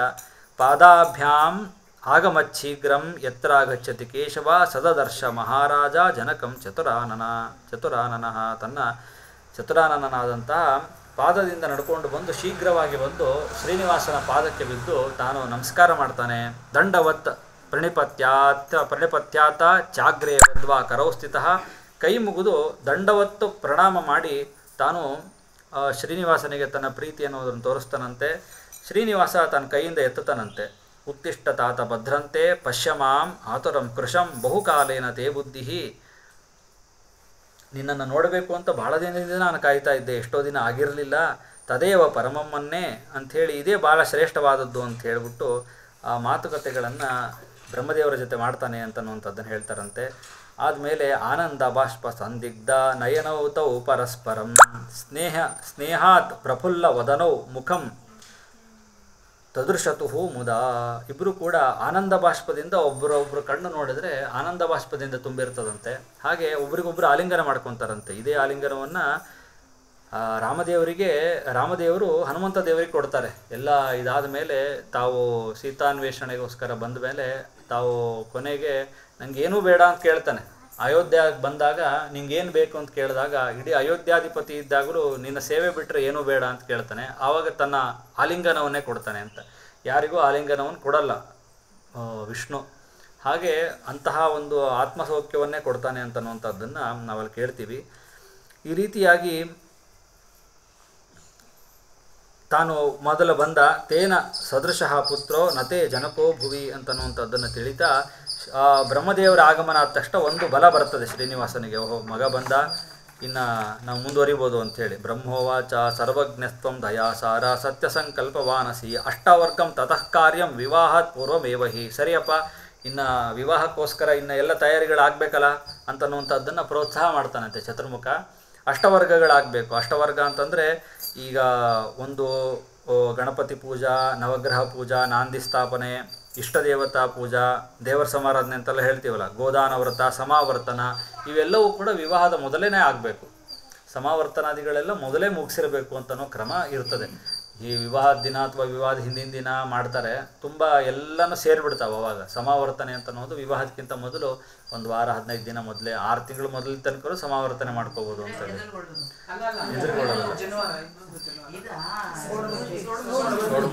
ಸಮಾವರ್ತನ ಅಂತಂದರೆ ಅವನು ಯದ್ಯಪಿ 12 ವರ್ಷ ಗುರುಕುಲವಾಸ ಮಾಡಿರ್ತಾನೆ. ಗುರುಕುಲವಾಸ ಆದಮೇಲೆ ಅವನು ಇನ್ನು ಗೃಹಸ್ಥಾಶ್ರಮಕ್ಕೆ ಗುರುಗಳ ಅನುಗ್ರಹ ತೊಗೊಂಡು ಹೊರಟಿರ್ತಾನೆ. ಹೊರಟಾಗ ಅಹಂ ಕಾಶಿ ಗಮಿಷ್ಯಾಮಿ ಅಂತ ಹೇಳ್ತಾನೆ. ಅದೇ ಕಾಶಿ ಯಾತ್ರ ಅಂತ ಹೇಳೋದು. ನಾನು ನೋಡ್ತಾನೆ ಯಾರು ಕನ್ಯಾ ಕೊಡಲ್ಲ, ನಾನು ಕಾಶಿ ಹೋಗ್ತೀನಿ ಅಧ್ಯಯನಕ್ಕೆ ಅಂತ ಹೋದಾಗ ಅವಾಗ ಮಾವ ಇಲ್ಲಪ್ಪ ನಾನು ಕೊಡ್ತೀನಿ ಕನ್ಯಾ ಅಂತನ್ನುವಂಥದ್ದನ್ನು ಆ ಕನ್ಯಾ ಕೊಡ್ತಾನೆ. ಅದು ಅವನು ಗೃಹಸ್ಥಾಶ್ರಮಕ್ಕೆ ಅಲ್ಲಿ ಅಗ್ನಿತ್ಯಾಗ ಮಾಡ್ತಾನೆ. ಅವನು ಅಲ್ಲಿ ಇಷ್ಟು ದಿನ ಬ್ರಹ್ಮಚರ್ಯದಲ್ಲಿ ಅಗ್ನಿ ಕಾರ್ಯಗಳನ್ನು ಮಾಡ್ತಾ ಇರ್ತಾನೆ. ಅಲ್ಲಿ ಅಗ್ನಿಗಳನ್ನು ಅಲ್ಲಿ ಬಿಡ್ತಾನೆ. ಅದಕ್ಕೆ ಸಮಾವರ್ತನ ಆಗಿ ಒಂದು 3 ತಿಂಗಳು ಹಂತದಲ್ಲಿ ಮತ್ತು ವಿವಾಹ ಮುಂದಾಗುವಂಥದ್ದು ಇರಬೇಕು. ಸಮಾವರ್ತನ ಅಂತನ್ನುವಂಥದ್ದನ್ನು ಮಾಡಿಕೊಂಡಿವಿ ಅಂತಂದರೆ ಮುಂದೆ ವಿವಾಹಕ್ಕೆ ಅವನು ಸರಿ ಇದ್ದಾನೆ ಅಂತನ್ನುವಂಥದ್ದನ್ನು ಸ್ನಾತಕ ಅಂತ ಕರೀತಾರೆ. ಅದಕ್ಕೆ ಹೀಗೆ ಅದ್ರ ಪ್ರಕಾರನೇ ಮಾಡ್ತಿದ್ರು. ಹೌದು, ನಮ್ಮ ವಿವಾಹ ಮಾಡಬೇಕಾದ್ರೆ ಹಾಗೆ ಮಾಡಿದ್ವಿ. ಅಂದರೆ ಹಿಂಗೆ ಜನರನ್ನು ಹೊಂದ್ಸ್ಕೊಂಡು ಮಾಡೋದೆಲ್ಲ ಕಷ್ಟ ಆಗ್ತದ. ನಾವು ಇಂಡಿಪೆಂಡೆಂಟಾಗಿ ಅದ್ರ ಪೂರ್ವಭಾವಿಯಾದ ಕಾರ್ಯಕ್ರಮಗಳು, ಈ ನನ್ನ ಮಗನ ಉಪನಯನ ಮಾಡಬೇಕಾದ್ರೂ ಬೋರೊಳಗೆ ಮಾಡಿದ್ವಿ. ಅವಾಗ ಮಾಡಬೇಕಾದ್ರೆ 5 ದಿನ ಉಪನಯನ ಮಾಡಿದ್ವಿ ಪೂರ್ತಿ. 5 ದಿನ ಅಲ್ಲೇ ಇದ್ದು ಒಂದೊಂದು ದಿನ ಏನೇನು ಕ್ರಮಗಳವ. ಉಪನಯನ ಆಗಿ 4 ದಿನದ ಹಂತಕ್ಕೆ ಮೇಧಾಜನನ ಅಂತ ಒಂದು ಕರ್ಮ ಮಾಡಬೇಕು. ಅದನ್ನ ಮೊದಲು ಅವನು ಅಲವಣ ವ್ರತ ಮಾಡಬೇಕು ಅಂತೆಲ್ಲ ಬರ್ತದೆ. ಅಂದರೆ ಉಪ್ಪು ಮುಸುರೆ ತಿನ್ನೋಂಗಿಲ್ಲ, ಅದೆಲ್ಲ ತಿನ್ಲಾರ್ದಂಗೆ ಹಾಗೆ ಇದ್ದ ಅವನು ಅಲ್ಲೇನೆ. ಹಾಗೆ ಅದೊಂದು ವ್ರತಗಳು. ಅದು ಜನರನ್ನು ಸೇರಿಸಿದ್ರೆ ಏನೂ ಆಗಲ್ಲ, ಜನರನ್ನು ಸೇರಿಸೋದಂತೆ ಆಗ್ತದೆ. ಒಂದು ಸೀಮಾದೊಳಗೆ ಜನ ಇರಬೇಕು. ಜನನೇ ಸಜ್ಜನರೇ ಇಲ್ಲಾರ್ದಂಗೆ ಮಾಡಲಿಕ್ಕೂ ಆಗಲ್ಲ ಒಂದು ಕರ್ಮ ಅಂತ ಅನ್ನೋದು. ಆದರೆ ಭಾಳ ಜನ 200-300 ಜನ ಆದರೆ ಅವ್ರು ನೋಡೋದೇ ಆಗ್ಬಿಡ್ತದೆ. ಏನೇ ಒಂದು ಒಳ್ಳೆ ಸತ್ಕರ್ಮ ಮಾಡ್ತೀವಿ ಅಂತಂದರೆ ಒಂದು 20ರಿಂದ 25 ಜನ ಇದ್ದರೆ ಅದೊಂದು ಹಂತಕ್ಕೆ ಬ್ಯಾಲೆನ್ಸ್ಡಾಗಿ ಇರ್ತದೆ. ಯಾರಿಗೂ ಭಾಳ ಎಕ್ಸ್ಪೆಕ್ಟೇಷನ್ ಇರೋಂಗಿಲ್ಲ, ಅವ್ಯವಸ್ಥೆ ಆದ. ಇಲ್ಲಿದ್ರೆ ಊಟ ಎಲ್ಲಿ, ವಸತಿಯಲ್ಲಿ, ಅವ್ರಿಗೆ ಹಾಸ್ಕೊಳ್ಳಿಕ್ಕೆ ಅದನ್ನು ಹೊತ್ಕೊಳ್ಳಿಕ್ಕೆ ಅದನ್ನು ಬರೀ ಇಂಥ ಹಿಡ್ಕೊಂಡು ಓಡಾಡೋದು ಆಗಿಬಿಡ್ತದೆ ಅಷ್ಟೇ. ಆದರೆ ಇದು ತುಂಬ ಚೆನ್ನಾಗಿದೆ ಈ ಪ್ರಕರಣ. ಸಂಕ್ಷೇಪವಾಗಿ ಹೇಳ್ತೀನಂತೆ, ನೋಡೋಣ. ಇದನ್ನು ಯಾವಾಗಾದರೂ ಒಂದು ಯೂಟ್ಯೂಬಲ್ಲಿ ಒಂದು ಸೀರೀಸ್ ಮಾಡೋಣ ಅಂತ ತುಂಬ ಇದೆ ನನಗೆ. ಒಂದೊಂದು ಶ್ಲೋಕನೂ ಒಂದು ಅರ್ಧ ಗಂಟೆ ಹೇಳ್ಬೋದು, ಅಷ್ಟೊಂದು ಕಂಟೆಂಟ್ ಇಟ್ಟು ಮಾತಾಡಿದ್ದಾರೆ ಇದರೊಳಗಡೆ. ತಿಳಿಯುವಂಥದ್ದು ಭಾಳ ಇರ್ತದೆ ಒಂದೊಂದರಲ್ಲೂ. ಹೀಗೆ ವಸಿಷ್ಠಂಚ ಮಹಾಭಾಗಂ, ತಾನು ವಸಿಷ್ಠರನ್ನು ಕರಿತಾನಂತೆ. ವಸಿಷ್ಠರು ಶ್ರೀನಿವಾಸನ ಕಡೆ ಪುರೋಹಿತರು, ಅವ್ರ ಕಡೆ ಬೃಹಸ್ಪತ್ಯಾಚಾರ್ಯರು ಪುರೋಹಿತರು ಇರ್ತಾರೆ. ವಸಿಷ್ಠಂಚ ಮಹಾಭಾಗಂ ಪೌರೋಹಿತ್ಯೇ ನಿಯೋಜಯತು ಯಜುಶಾಖ ಮಹಾಮಂತ್ರೈ ಕರ್ತವ್ಯಂ ಸ್ವಸ್ತಿ ವಾಚನಂ. ಯಜುಶಾಖ ಯಜುಶಾಖದ ಅನುಸಾರಿಯಾಗಿ ಎಲ್ಲ ಕರ್ಮಗಳನ್ನೆಲ್ಲ ನಡೀತಾರಂತೆ. ಸರ್ವೇಷಾಮಪಿ ದೇವಾನಾಂ ಯಜಮಾನೋ ಭವಾನಿತಿ ದೇವಾನಾಂಚ ಋಷೀಣಾಂಚ ಮಾನನೇ ಶಂಕರಂ ನ್ಯಧಾತ್. ಎಲ್ಲರನ್ನೂ ಕೂಡ ನೋಡ್ಕೊಳ್ಳಿಕ್ಕೆ ಶಂಕರನನ್ನು ನಿಯೋಜನ ಮಾಡ್ತಾನಂತೆ. ಶಂಕರ ದೇವಾನಾಂಚ ಋಷೀಣಾಂಚ, ದೇವತೆಗಳು ಮತ್ತು ಋಷಿಗಳು ಯಾರೆಲ್ಲ ಬರ್ತಾರೋ ಅವ್ರನ್ನೆಲ್ಲರನ್ನು ಕೂಡ ಸರಿಯಾಗಿ ಅವ್ರನ್ನ ನೋಡ್ಕೋಬೇಕಲ್ಲ. ಈಗ ನಾವು 25 ಜನರದ್ದು ಹೇಳ್ತಾ ಇದ್ದೀವಿ, ಇವನ್ನೆಲ್ಲ ಬ್ರಹ್ಮಾಂಡವನ್ನೇ ಕರೆಸ್ತಾ ಇದ್ದಾನೆ ಮಹಾನುಭಾವ. ಇವನು ಆದರೂ ಕೂಡ ಶಾಸ್ತ್ರೋಕ್ತವಾಗಿ ಮಾಡ್ಕೊಂಡ. ಅದು ಅವನ ಪರಮಾತ್ಮ, ಅವನ ಸಾಮರ್ಥ್ಯ. ಅವನಿಗೆ ಏನು ರುದ್ರನನ್ನೇ ನೇಮಕ ಮಾಡ್ತಾ ಇದ್ದಾನಲ್ಲಿ. ದೇವತೆಗಳ ಋಷಿಗಳೆಲ್ಲ ಬರ್ತಾರಪ್ಪ, ರುದ್ರ ನೀನು ನೋಡ್ಕೊ ಅಂತ ಹೇಳ್ತಿದ್ದಾನೆ. ಯಾರೋ ಒಂದು ಸಣ್ಣ ಪುಟ್ಟ ಗೆಸ್ಟ್ಗಳೆಲ್ಲ, ಎಲ್ಲ ಅಪರೋಕ್ಷ ಜ್ಞಾನಿಗಳು ಇಂಥವರೆಲ್ಲ ಬರ್ತಾರೆ, ಅಂಥವ್ರನ್ನ ದೇವತೆಗಳನ್ನ ನೇಮನ ಮಾಡ್ತಾ ಇದ್ದಾನೆ. ಮೊದಲು ಶುರು ಮಾಡಿದ್ದು ನಂಗೆ ಬಂಧುಗಳೇ ಇಲ್ಲ, ನಾನು ಹೆಂಗೆ ಮಾಡ್ಕೊಳ್ಳೋದು, ಅವ್ನು ಹೆಂಗೆ ಕೊಡ್ತಾನೆ ಅಂತ. ಈಗ ಆಕಾಶರಾಜ ಏನಪ್ಪ ಹಿಂಗೆಲ್ಲ ಇವನು ಬ್ರಹ್ಮಾಂಡವನ್ನೇ ಆಹ್ವಾನ ಮಾಡಿದರೆ ನಾ ಹಿಂಗೆ ನೋಡ್ಕೋಬೇಕು ಅಂತನೋ ಟೆನ್ಷನ್ ಮುಂದೆ ಅವನಿಗೆ ಶುರುವಾಗಿಬಿಡ್ತದೆ. ಆಕಾಶರಾಜನಿಗೆ ಉಲ್ಟಾ ಹೋಗ್ಬಿಡ್ತದೆ ಇದು. ನಾ ಸಮರಲ್ಲೇನೆ ವಿವಾಹ ಆಗಬೇಕು ಅಂತೆಲ್ಲ ಮಾತಾಡ್ತಾ ತಾನೇ ನಾನು ಸಮ ಅಲ್ಲ ಅಂತ ಅನ್ಕೋತಾ ಅವನೇ ಸಮ ಅಲ್ಲ ಅಂತ ಮಾಡಿಬಿಡ್ತಾನೆ. ಕೊನೆಗೆ ಅವನಿಗೆ ವಿವಾಹ ನಡೆಸ್ಲಿಕ್ಕೆ ಆಗೋದೇ ಇಲ್ಲ. ಕೊನೆಗೆ ಇವನೇ ಹೆಣ್ಣಿನ ಕಡೆಯವ್ರನ್ನ ಮಾಡ್ಬೇಕು. ಆ್ಯಕ್ಚುಲಿ ಕೊನೆಗೆ ಗಂಡಿನ ಕಡೆಯವರೇ ನಿಯಮನ ಮಾಡಿಬಿಡ್ತಾರೆ. ಎಲ್ಲ ಅಡುಗೆ ಮಾಡೋದೆಲ್ಲ ನಾನು ನೋಡ್ಕೊತೀನಿ ಹೋಗಂತೇಳಿ ಅವನೇ ಮಾಡಿಸ್ಬಿಡ್ತಾನೆ. ಕೊನೆಗೆ ಅಲ್ಲಿ ತನಕ ಆ ಈಕ್ವೇಷನ್ ಚೇಂಜ್ ಮಾಡಿಬಿಡ್ತಾನೆ ಹೋಗ್ತಾ. ಹಾಗಾಗಿ ದೇವತಾಹ್ವಾನೇ ಕುಮಾರಂ, ಎಲ್ಲ ದೇವತೆಗಳನ್ನು ಆಹ್ವಾನ ಮಾಡಲಿಕ್ಕೆ ಕುಮಾರನನ್ನು ಭಾರಿ ಪ್ಲ್ಯಾಂಡ್ ಶ್ರೀನಿವಾಸಂದು. ಪ್ರತ್ಯುತ್ಥಾನೇಚ ಮನ್ಮಥಂ. ಆ ದೇವತೆಗಳೆಲ್ಲ ಬಂದಿರ್ತಾರೆ, ಅವ್ರನ್ನೆಲ್ಲ ಮತ್ತೆ ವಾಪಸ್ ಕಳಿಸ್ಲಿಕ್ಕೆ ಮನ್ಮಥನನ್ನು ನಿಯಮನ ಮಾಡ್ತಾನಂತೆ. ಅದಾದಮೇಲೆ ಅವ್ರನ್ನೆಲ್ಲರಿಗೂ ಕೂಡ ಸುಮ್ಮನೆ ಹಾಗೆ ಅಲ್ಲ, ದತ್ವಾ ತೇಷಾಂ ವೀಟಿಕಾ ಅಂತೂ ಕೃಷ್ಣ ವರ್ತ್ಮಾನ ವಾಕ್ವಯೇತ್, ಅವರಿಗೆಲ್ಲರಿಗೂ ಕೂಡ ವಿಳೆದಲ್ಲೇ ದಕ್ಷಿಣೆ ಕೊಟ್ಟು ಹೇಳ್ತಾನಂತೆ. ಸುಮ್ಮನೆ ಹಾಗೆ ಬಾಯಿಲೆ ಹೇಳೋದಲ್ಲ, ಒಂದು ನಿಯಮನ ಮಾಡಬೇಕು, ಅವ್ರಿಗೆ ಕೊಡಬೇಕಾದ್ರೆ ಇಂಥದ್ದನ್ನು ಕೊಟ್ಟು ಹೇಳಬೇಕು. ಆಮೇಲೆ ಅಗ್ನಿನೂ ಕರಿತಾನಂತೆ. ಅಗ್ನಿನೂ ಕರೆತು ಅವನಿಗೆ ಗೃಹಾಣಂ ವೀಟಿಕಾಂ ಚಾತ್ರ ಪಾಕಾರ್ಥಂ ಹವ್ಯವಾಹನ, ನೋಡಪ್ಪ ಅಡುಗೆ ಮಾಡೋ ಕೆಲಸ ನಿಂದು ಅಂಥೇಳಿ ಅಗ್ನಿದೇವರಿಗೆ ಅಡುಗೆ ಮಾಡೋ ಕೆಲಸ ಒಪ್ಪಿಸ್ತಾನಂತೆ. ಋಷೀಣಾಂ ಸರ್ವದೇವಾನಾಂ ತವೋಪಾಕಸ್ತು ಸಮ್ಮತಃ, ನೋಡು ಇವರು ಎಲ್ಲರೂ ಊಟ ಮಾಡೋಂಗಿಲ್ಲ, ನೀನು ಅಗ್ನಿದೇವ್ರನ್ನ ಏನು ಮಾಡಬೇಕು, ಋಷಿಗಳಿಗೆ ದೇವತೆಗಳಿಗೆ ಯೋಗ್ಯವಾದಂತಹ ಅಡುಗೆಯನ್ನು ಮಾಡಲಿಕ್ಕೆ ನಿನ್ನ ನಿಯಮನ ಮಾಡಿ ನೀನು ಅದನ್ನು ಮಾಡಪ್ಪ ಅಂತ ಹೇಳ್ತಾನಂತೆ. ತಸ್ಮಾತ್ ಪಾಕಂ ಕುರುಶ್ಚದ್ವಂ ಸ್ವದಾ ಸ್ವಾಹ ಸಮನ್ವಿತ. ಸ್ವದ ಮತ್ತು ಸ್ವಾಹ ಇಬ್ಬರು ಪತ್ನಿಯರು ಅಗ್ನಿಗೆ. ಸ್ವಾಹ ಅಂತೇನು ಹಾಕ್ತೀವಿ, ಅದು ಅಗ್ನಿ ಹೆಸರು ಹೇಳ್ಕೊಂಡು ಹಾಕುವಂಥದ್ದು ಆಹುತಿ. ಅವರಿಬ್ಬರೂ ಪತ್ನಿಯರ ಸಹಿತವಾಗಿ ನೀನು ಇದನ್ನು ಮಾಡು ಅಂತನ್ನುವಂಥದ್ದನ್ನು ಹೇಳ್ತಾನಂತೆ. ಆದಮೇಲೆ ತತ್ಸಹ ಪ್ರಾಹ ವರುಣನನ್ನು ಆಹ್ವಾನ ಮಾಡ್ತಾನಂತೆ. ನೋಡಪ್ಪ ವರುಣ, ನೀನು ಜಲಾರ್ಥಂ ಸರ್ವದೇಹಿನ, ಯಾರೆಲ್ಲ ಬಂದಿದ್ದಾರೋ ಅವರಿಗೆ ಜಲದ್ದು ಎಲ್ಲೂ ಕೊರತೆ ಆಗಬಾರ್ದು, ಆ ವ್ಯವಸ್ಥೆ ನೀನು ಮಾಡಬೇಕು. ದುಷ್ಟಾನಾಂ ದಂಡನೆ ರಾಜನ್ ಶಿಷ್ಟಾನಾಂ ಪರಿಪಾಲನೆ ಯಮಂ ಸಂಕಲ್ಪಯಾಮಾಸ. ಪೂರ್ತಿ ಪೊಲೀಸ್ ಸೆಕ್ಷನ್ ಇವನಿಗೆ ಕೊಟ್ಬಿಡ್ತಾನೆ ಯಮದೇವರಿಗೆ. ಯಾಕಂದರೆ ಯಾರೋ ಒಂದು ಸಮಸ್ಯೆ ಮಾಡೋವಂಥವ್ರು ಇರ್ತಾರೆ, ಆ ಸಮಸ್ಯೆಗಳಾದಾಗ ದುಷ್ಟಾನಾಂ ದಂಡನೆ ರಾಜನ್, ದುಷ್ಟರ ದಂಡನೆ ನೀನು ಮಾಡಿಲ್ಲಿ, ಶಿಷ್ಟರಿಗೆ ರಕ್ಷಣೆ ಕೊಡುವಂಥ ಕೆಲಸ ನೀನು ಮಾಡುವಂಥ ಯಮದೇವರನ್ನು ಹೇಳ್ತಾನಂತೆ. ಸುಗಂಧೇ ವಾಯು ಮಾದಿಶತು, ಎಲ್ಲ ಕಡೆ ಸುಗಂಧ ಅಂತನ್ನೋದು ಬರಬೇಕು. ಆ ಸುಗಂಧ ಅಂತನ್ನೋದು ಎಲ್ಲ ಕಡೆ ಪಸರಿಸ್ಬೇಕು, ಸಜ್ಜನರಿರೋ ಕಡೆ ಎಲ್ಲ, ಅದನ್ನು ನೀನು ನೋಡ್ಕೋಬೇಕು ಅಂತ. ಈ ಅಂಬಾನಿ ಮನಿ ಮದುವೆನೇ ಜಗತ್ತಲ್ಲಿ ವಿಲಕ್ಷಣ ಅನ್ನೋ ಥರ ನೋಡ್ತಿರ್ತಾರೆ, ಆದರೆ ಈ ಶ್ರೀನಿವಾಸಂದು ನೆನೆಸ್ಕೊಂಡ್ರೆ ಊಹೆನೂ ಮಾಡ್ಲಿಕ್ಕೆ ಸಾಧ್ಯ ಇಲ್ಲ, ಊಹಾತೀತವಾದ್ದನ್ನು ಮಾಡ್ತಾ ಇದ್ದಾನೆ ಇಲ್ಲಿ. ಧನದಾನೇ ಬ್ರಾಹ್ಮಣಾನಾಂ ವಸ್ತ್ರಾಲಂಕಾರ ದಾಪನೆ, ಎಲ್ಲ ಬ್ರಾಹ್ಮಣರಿಗೆ ದಕ್ಷಿಣೆ ಕೊಡಲಿಕ್ಕೆ ಮತ್ತು ಅವರಿಗೆ ವಸ್ತ್ರಗಳನ್ನು ಕೊಡಲಿಕ್ಕೆ ಎಲ್ಲ ಕುಬೇರಂ ಯೋಜಯಾಮಾಸ, ಕುಬೇರನನ್ನು ಇದನ್ನು ಮಾಡ್ತಾನಂತೆ. ಸದೀಪಧಾರಣೆ ರಾಜನ್ ನಿಶಾಕರಮಯೋಜಯತು, ಚಂದ್ರನನ್ನು ಎಲ್ಲ ಕಡೆ ದೀಪೋತ್ಸವ ಮಾಡಲಿಕ್ಕೆ, ಇಡೀ ತಿರುಮಲದಲ್ಲಿ ಎಲ್ಲ ಕಡೆ ದೀಪದ ಉತ್ಸವ ಆಗಬೇಕು ಅಂತಂದರೆ ಅವನು ಎಲೆಕ್ಟ್ರಿಸಿಟಿ ಇಲ್ಲಲ್ಲ ಅವತ್ತು, ದೀಪ ಅಂತಂದರೆ ಹಿಂಗೆ ಈ ದೀಪದಲ್ಲೇನೇ ಆಗಬೇಕು, ಅಂತಹ ದೀಪ ಅಂತನ್ನುವಂಥದ್ದನ್ನು ನಿಯೋಜನೆ ಮಾಡಪ್ಪ ಅಂತ ಕೇಳ್ತಾನಂತೆ. ವಸೂನಾಂ ಸಂದೇಶಯಾಮಾಸ ಬಾಂಢಾನಾಂ ಶುದ್ಧೀಕಾರಣಾತ್. ನೋಡ್ರಿ, ವಸುಗಳನ್ನು ಅಷ್ಟು ವಸುಗಳಲ್ಲಿ ನಾವು ನೋಡ್ತೀವಿ, ಭೀಷ್ಮಾಚಾರ್ಯರನ್ನು ನೋಡ್ತೀವಿ. ಈ ಭೀಷ್ಮಾಚಾರ್ಯರನ್ನು ಪಾತ್ರೆ ತೊಳಿಲಿಕ್ಕೆ ನಿಯಮನ ಮಾಡ್ತಾನಂತೆ. ಪಾತ್ರೆ ತೊಳೆಯೋದು ಅನ್ನೋದೇ ಒಂದು ಅಪರಾಧದ ಸಂಕೇತ ಅಂತ ಅನ್ನೋ ಥರ ನೋಡ್ಬಿಡ್ತಾರೆ ಇವತ್ತು. ಆದರೆ ಅವರು ದೇವತೆಗಳು ಅದೊಂದು ಭಾಗ್ಯ. ಅವ್ರು ಹೇಳ್ತಾರಲ್ಲ, ಗೃಹ ಕರ್ಮವ ಬ್ಯಾಸರದಲೆ ಪರಮೋತ್ಸಾಹದಲ್ಲಿ ಮಾಡುತ್ತ ಮೂರು ಜಗನ ಮಹಿತನ ಸೇವೆಯಿಂದ ಎನ್ನುತ್ತಲಿ ಮೋದದೆ ಅಹರಹರನೆದು ಸಮರ್ಪಿಸುತ್ತಿಪ್ಪುದೆ ಫಲವಿದು ಬಾಳ್ದುದಕ್ಕೆ ಅಂತ ಹೇಳ್ತಾರೆ. ಅಲ್ಲಿ ಹೇಳಬೇಕಾದ್ರೆ ಮೈಂಡ್ಸೆಟ್ ಅಷ್ಟೇ. ಅಧ್ಯಾತ್ಮ ಅಂತಂದರೆ ನಾವು ನಾನಾ ರೀತಿಯಾದಂಥ ಕಾರ್ಯಕ್ರಮ ಮಾಡ್ತೀವಿ ಅನ್ನೋದಕ್ಕಿಂತ, ಹೆಣ್ಮಕ್ಳಿಗೆ ಸಾಮಾನ್ಯವಾಗಿ ಕೇಳ್ತಿರ್ತಾರೆ ಎಲ್ಲ ಕಡೆ, ಗಂಡು ಮಕ್ಕಳಿಗೆ ಇದದ ಸೂತ್ರ ಭಾಷೆ ಓದ್ರಿ, ಅದು ಓದ್ರಿ, ಇದು ಓದ್ರಿ, ಅವರೆಲ್ಲ ಭಾಳ ಮುಂದೊಡೆದು ಬಿಡ್ತಾರೆ. ನಮ್ಮ ಸಾಧನೆ ಏನು ಅಂತಂದರೆ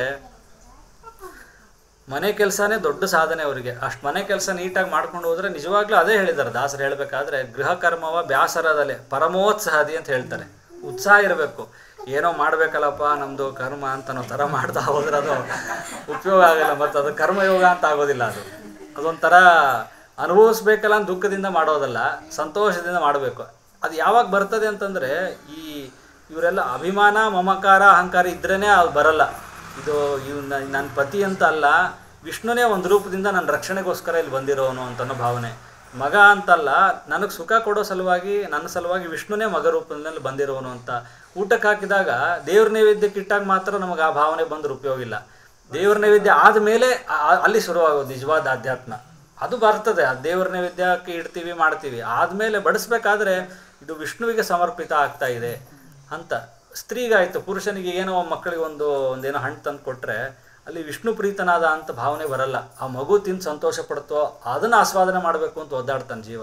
ಆದರೆ ಅಲ್ಲಿ ವಿಷ್ಣು ಪ್ರೀತನಾದ ಅಂತನೋ ಒಂದು ಭಾವನೆ ಬಂದರೆ ಅಲ್ಲೊಂದು ಅಧ್ಯಾತ್ಮ. ಇಷ್ಟು ಸುಲಭವಾಗಿ ಮಾಡಿಕೊಟ್ಟಿದೆ ಭಗವದ್ಗೀತಾದಲ್ಲಿ, ಇದ್ರ ಬಗ್ಗೆ ಸಾಕಷ್ಟು ಹೇಳ್ತಾನೆ. ಹಾಗೆ ಪಾತ್ರೆ ತೊಳಿಬೇಕು ಅಂತನ್ನುವಂಥದ್ದು ಭಾಗ್ಯ ಅಂತ ತಿಳಿತಾ ಇದ್ದಾರೆ ದೇವತೆಗಳು. ಯಾಕಂದರೆ ಪರಮಾತ್ಮನ ಸೇವಾ, ಆ ಸೇವಾ ಅನ್ನೋದು ನಾನಾ ರೀತಿಯಾಗಿ ಬರ್ತದೆ. ಹಿಂಗೇನೆ ಗರ್ಭಗುಡಿ ಒಳಗಡೆ ದೇವರಿಗೆ ಹೂವಿನ ಹಾರ ಹಾಕಿ ಪಾದ ಮುಟ್ಟಿ ಅವನಿಗೆ ಗಂಧಲೇಪನೆ ಮಾಡೋದು, ಅದು ಈ ಕಲಿಗಾಲದ ಲೆಕ್ಕದಲ್ಲಿ ನೋಡಿದರೆ ಅದೊಂಥರ ಅಧಮ ಸೇವಾ ಅಂತ ಅನ್ಬೋದು. ಅನ್ಲಿಕ್ಕಿಲ್ಲ. ಆದರೆ ನಿಜವಾದ ಸೇವಾ ಅಂತಂದರೆ ನಾವು ಎಲ್ಲಿ ಯಾವುದು ಪ್ರತಿಮೆಗಳಲ್ಲಿ ಏನು ನೋಡ್ತೀವಲ್ಲ, ಜೀವಂತ ವ್ಯಕ್ತಿಗಳಲ್ಲಿ ಏನು ನೋಡ್ತೀವಲ್ಲ, ಅದೇ ದೊಡ್ಡ ಸೇವಾ.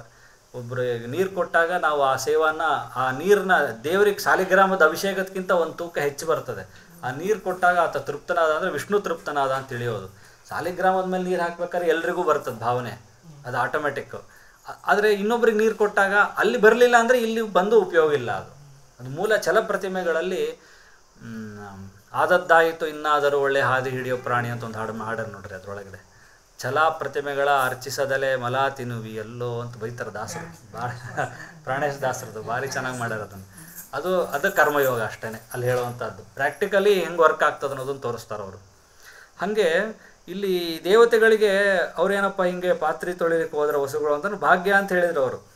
ಆದಮೇಲೆ ಗ್ರಹಾಂಶ್ಚ ದ್ರೋಣ ಪಾತ್ರೇಶು ನಿಯೋಜಯಾಮಾಸ, ಆ ಗ್ರಹಗಳನ್ನೆಲ್ಲರನ್ನು ಕೂಡ ಬೇರೆ ಬೇರೆ ಧಾನ್ಯಗಳನ್ನೆಲ್ಲ ಸಂಗ್ರಹ ಮಾಡಲಿಕ್ಕೆ ಪಾತ್ರೆಗಳು ಬೇಕಲ್ಲ, ಅಕ್ಕಿ ಬೇಳೆ ಇತ್ಯಾದಿಗಳನ್ನೆಲ್ಲ ಸಂಗ್ರಹಕ್ಕೋಸ್ಕರ ಗ್ರಹ ದೇವತೆಗಳನ್ನು ಎಲ್ಲರನ್ನು ಕೂಡ ಹೇಳ್ತಾನಂತೆ. ಅದಾದ ಮೇಲೆ ಇವರೆಲ್ಲರೂ ಕೂಡ ಅವರವರ ಕರ್ಮಗಳನ್ನು ಮಾಡಲಿಕ್ಕೆ ಶುರು ಮಾಡಿದ್ರಂತೆ. ಬ್ರಹ್ಮ ಹೇಳ್ತಾನಂತೆ, ಸರಿಯಪ್ಪ ಇವ್ರನ್ನೆಲ್ಲ ಇವ್ರದ್ದು ಇದಕ್ಕೆ ನಿಯೋಜನೆ ಮಾಡಿದೀಯಾ. ಮಜ್ಜನಂ ಕುರು ಗೋವಿಂದ ಮಂಗಲ ಮಧುಸೂದನ ಪುಣ್ಯಾಹ ಪೂರ್ವ ಕರ್ಮಾಣಿ ಶ್ರೇಷ್ಠ ದೇವ ಪ್ರಪೂಜನಂ.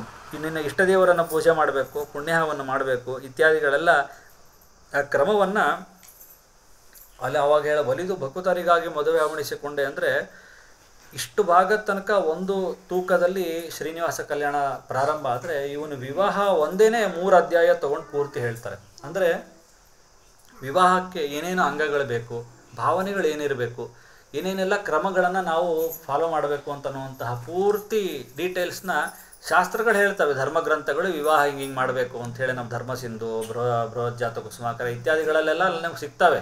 ಹೇಗೆಲ್ಲ ನಾರಾಯಣ ಭಟ್ಟಿಯ ಇತ್ಯಾದಿ ಕ್ರಮಗಳು ಹೇಳ್ತವೆ. ಆ ಕ್ರಮಗಳ ಹಿನ್ನೆಲೆ ಏನು, ಅದು ಹೆಂಗೆ ಮಾಡಿದ್ರು ಅಂತಂದು ಪ್ರಾಕ್ಟಿಕಲ್ ಹೆಂಗೆ ನಡೀತು ಅಂತನ್ನುವಂಥದ್ದನ್ನು ಇಲ್ಲಿ ತೋರಿಸ್ಕೊಡ್ತಾರೆ ನಮಗೆ. ಇದಾದ ಮೇಲೆ ತತ್ರ ಸಪುತ್ರ ವಚನಂ ಶ್ರುತ್ವಾ ಸಸ್ಮಾರ ಜಗದೀಶ್ವರ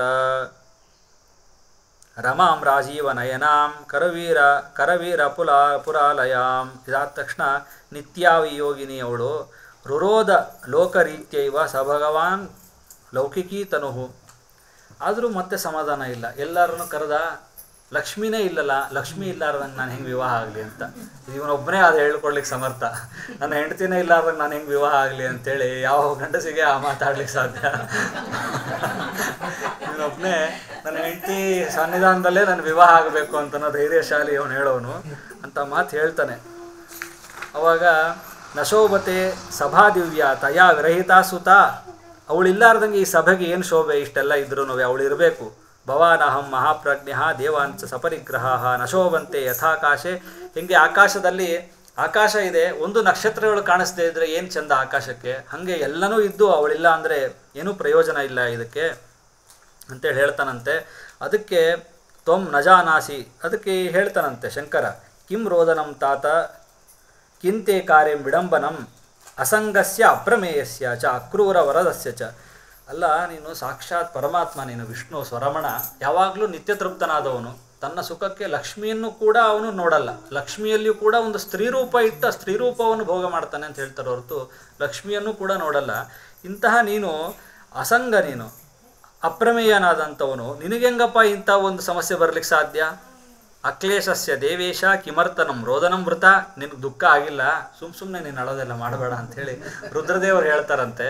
ಹೇಳಿದರೆ ಶ್ರೀನಿವಾಸ ಹೇಳ್ತಾನಂತೆ, ತ್ವಂ ನ ಜಾನಸಿ ಭೋಶಂಭೋ ಬಾಲಭಾವೇನ ಪೌತ್ರಕಃ ಯದಾ ಬ್ರಹ್ಮಾವಸಾನೇ ಚ ನ ಕಿಂಚಿತ್ ಅವಶಿಷ್ಯತೆ ತದಾ ಕ್ಷೀರೋದಕೆ ಶಂಭೋ ನಿರಾಲಂಬೆ ನಿರಾಶ್ರಯೇ ಸಾಮೇ ಶಯ್ಯಾ ಸಖೀಭೂತ್ವ ಕ್ರೀಡತೆ ಹಿತಕಾರಿಣಿ.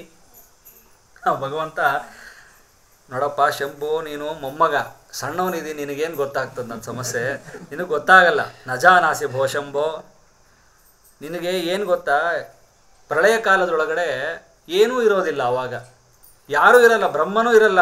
ಯಾವ ಬ್ರಹ್ಮ ಇಲ್ಲಾರ್ದಂಗೆ ನಾನು ಇಲ್ಲಿ ವಿವಾಹ ಆಗಲ್ಲ ಅಂತ ಕೂತಿದ್ದೀನೋ, ಚತುರ್ಮುಖನೂ ಇರಲ್ಲ. ಆವಾಗ ಅಂಥ ಸಂದರ್ಭದಲ್ಲಿಯೂ ತದಾ ಕ್ಷೀರೋದಕೆ ಶಂಭೋ, ನನಗೆ ಎಲ್ಲಿ ಇರಲಿ ಏನು ಮಾಡಲಿ ಅಂತನೋ ಒಂದು ಜಾಗದ ಪರಿಸ್ಥಿತಿಯೂ ಇರಲಿಲ್ಲ. ಆವಾಗ ತಾನು ಕ್ಷೀರೋದಕವಾಗಿ ನೀರಿನ ರೂಪದಲ್ಲಿ ಲಕ್ಷ್ಮಿ ಇದ್ದು ನನಗೆ ಆಶ್ರಯ ಕೊಡ್ತಾಳವಳು. ಯಾರೂ ಇಲ್ಲದೇ ಇದ್ದರೂ ನಿರಂತರ ನನ್ನ ಜೊತೆ ಇರುವಂಥವಳವಳು. ಅವಳ ಬಗ್ಗೆ ನಿನಗೇನು ಗೊತ್ತು ಅಂತ ತನ್ನ ದುಃಖವನ್ನು ಹೇಳ್ತಾನೆ. ಹಾಗೆ ಸಾಮೇ ಶಯ್ಯ ಸಖೀಭೂತ್ವ ಕ್ರೀಡಿಸಿ ಹಿತಕಾರಣಿ ಏತಾದೃಶಿ ವಿನಾಶಂಭೋ ಮಮ ಸೌಖ್ಯಂ ಕಥಂ ಭವೇತ್. ಹೀಗೆ ಎಲ್ಲರೂ ಕೈ ಬಿಟ್ಟು ಹೋದಾಗ ನನ್ನ ಜೊತೆ ಇರುವವಳು ಲಕ್ಷ್ಮೀದೇವಿ, ಮತ್ತು ಅಂಥವಳನ್ನ ಬಿಟ್ಟು ನಾನು ವಿವಾಹ ಮಾಡ್ಕೊಳ್ಳುವಂಥದ್ದು ಏನು ಚೆನ್ನಾಗಿರ್ತದೆ. ವದತ್ತೇವ ಜಗನ್ನಾಥೆ ವೇದಾವಾಕ್ಯಂ ಅಭಾಷತ. ಹಾಗಾಗಿ ಇದನ್ನು ಕೇಳಿದ ತಕ್ಷಣ ಬ್ರಹ್ಮದೇವರು ಹೇಳ್ತಾನಂತೆ, ನೋಕ್ತಂ ತ್ವಯೇದಂ ಗೋವಿಂದ ಪೂರ್ವಮೇವ ಜನಾರ್ದನ ಅದ್ಯ ಮಾಂ ಕಮಲಾನಾಥ ರಮಾಹ್ವಾನೆ. ಆದರೆ ಬ್ರಹ್ಮದೇವರು ಮಾತ್ರ ಸ್ಪಷ್ಟವಾಗಿ ಹೇಳ್ತಾರೆ, ಅದನ್ನು ಮೊದಲೇ ಹೇಳಿಬಿಟ್ಟಿದ್ರೆ ನಾನು ಅವಾಗಲೇ ಕರೆಸ್ಬಿಟ್ಟಿರ್ತಿದ್ದೇನೆ, ಎಲ್ಲರನ್ನೂ ನಿಯೋಜನೆ ಮಾಡೋ ತನಕ ಯಾಕೆ ತಡ ಮಾಡಿದೆ, ಆಯಿತು ಈಗಲೇ ನಾನು ನಿಯೋಜನೆ ಮಾಡ್ತೀನಿ ಅಂಥೇಳಿ ಸೂರ್ಯನಿಗೆ ನಿಯೋಜನೆ ಮಾಡ್ತಾರಂತೆ. ಸೂರ್ಯ ನೀನು ಹೋಗಪ್ಪ ಅಂತೇಳಿ. ಸೂರ್ಯ ನಿತ್ಯದಲ್ಲಿ ಎಲ್ಲವೂ ಜಗತ್ತಿಗೆ ಬೆಳಕು ಎಲ್ಲವನ್ನು ಕೊಡ್ತಾ ಇರೋದರಿಂದ ನಿನ್ನ ಸಂಪರ್ಕ ಅವಳಿಗೆ ಜಾಸ್ತಿ ಇರ್ತದೆ. ನೀನು ಹೋದರೆ ಒಂದು ನಂಬಿಕೆ ಅವಳಿಗೆ ಬರ್ತದೆ.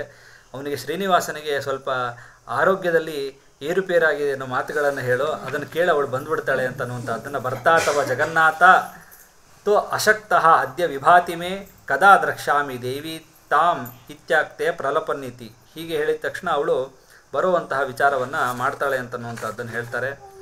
ಸಂಪ್ರಾಪ್ತ ವಾಯುವೇಗೇನ ರವಿಯುಕ್ತ ರಮಾಪತಿಂ. ವಾಯುವೇಗದಿಂದ ಬರ್ತಾಳಂತೆ, ಈ ಕ್ಷಣದಲ್ಲಿಯೇ ಭಗವಂತನ ನೋಡಬೇಕು ಅಂತ. ಜಗಾಮ ದರ್ಶನಾಪೇಕ್ಷಿ ಯಶಕ್ತ ಇವ ಸಮ್ಮುಖಂ. ಆ ರೀತಿ ವೇಗವಾಗಿ ಬಂದು ದೇವಾನಾಂ ಪೂರ್ವದೇವಾನಾಂ ಮುನೀನಾಂ ಊರ್ಧ್ವರೇತಸಾಂ ಭುಜೆ ಭುಜಂಗಭೂತಸ್ಯ ವಾಮಂ ಸಂಸ್ಥಾಪ್ಯ ವೈಭುಜಂ.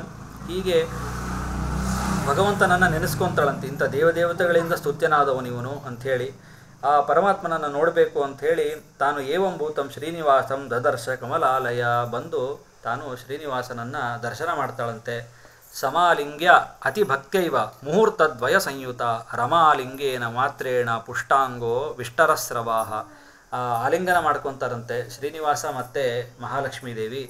ಒಂದು ಘಟಿಕ 2 ಘಟಿಕಾವರೆಗೂ ಕೂಡ ಆಲಿಂಗನ ಇರ್ತದಂತೆ. ಇದರಿಂದ ಶ್ರೀನಿವಾಸ ಮತ್ತೆ ತಾನು ಸಂತುಷ್ಟನಾಗ್ತಾನೆ ಅಂತನ್ನುವಂಥದ್ದನ್ನು ಹೇಳ್ತಾರೆ. ರಮ ಹೇಳ್ತಾಳಂತೆ, ಮಾ ಮೋಹೇತಿ ಗೋವಿಂದ ತವ ಮಾಯಾ ದುರತ್ಯಯ. ನನ್ನನ್ನೇ ಮೋಹ ಮಾಡ್ತೀಯಲ್ಲಪ್ಪ ನೀನು ಯಾವಾಗಲೂ ಕೂಡ ಶ್ರೀನಿವಾಸನಿಗೆ ಜರ ಇತ್ಯಾದಿಗಳಿಲ್ಲ ಅಂತ ಗೊತ್ತವಳಿಗೆ. ಅವಳು ಕೂಡ ನನ್ನನ್ನು ಮೋಹ ಮಾಡ್ತೀಯ ನೀನು. ಅವಳು ಎಲ್ಲರನ್ನೂ ಮೋಹ ಮಾಡ್ತಾಳೆ ಮಹಾಲಕ್ಷ್ಮೀ ದೇವಿ. ಅವಳನ್ನು ಯಾರೂ ಮೋಹ ಮಾಡೋರಿಲ್ಲ. ಮಹಾಲಕ್ಷ್ಮೀ ದೇವಿ ಮತ್ತು ಪರಮಾತ್ಮ ಮತ್ತು ಬ್ರಹ್ಮದೇವರು ಇವರು ಪರಶುಕ್ಲತ್ರಯರು ಅಂತ ಕರಿತೀವಿ.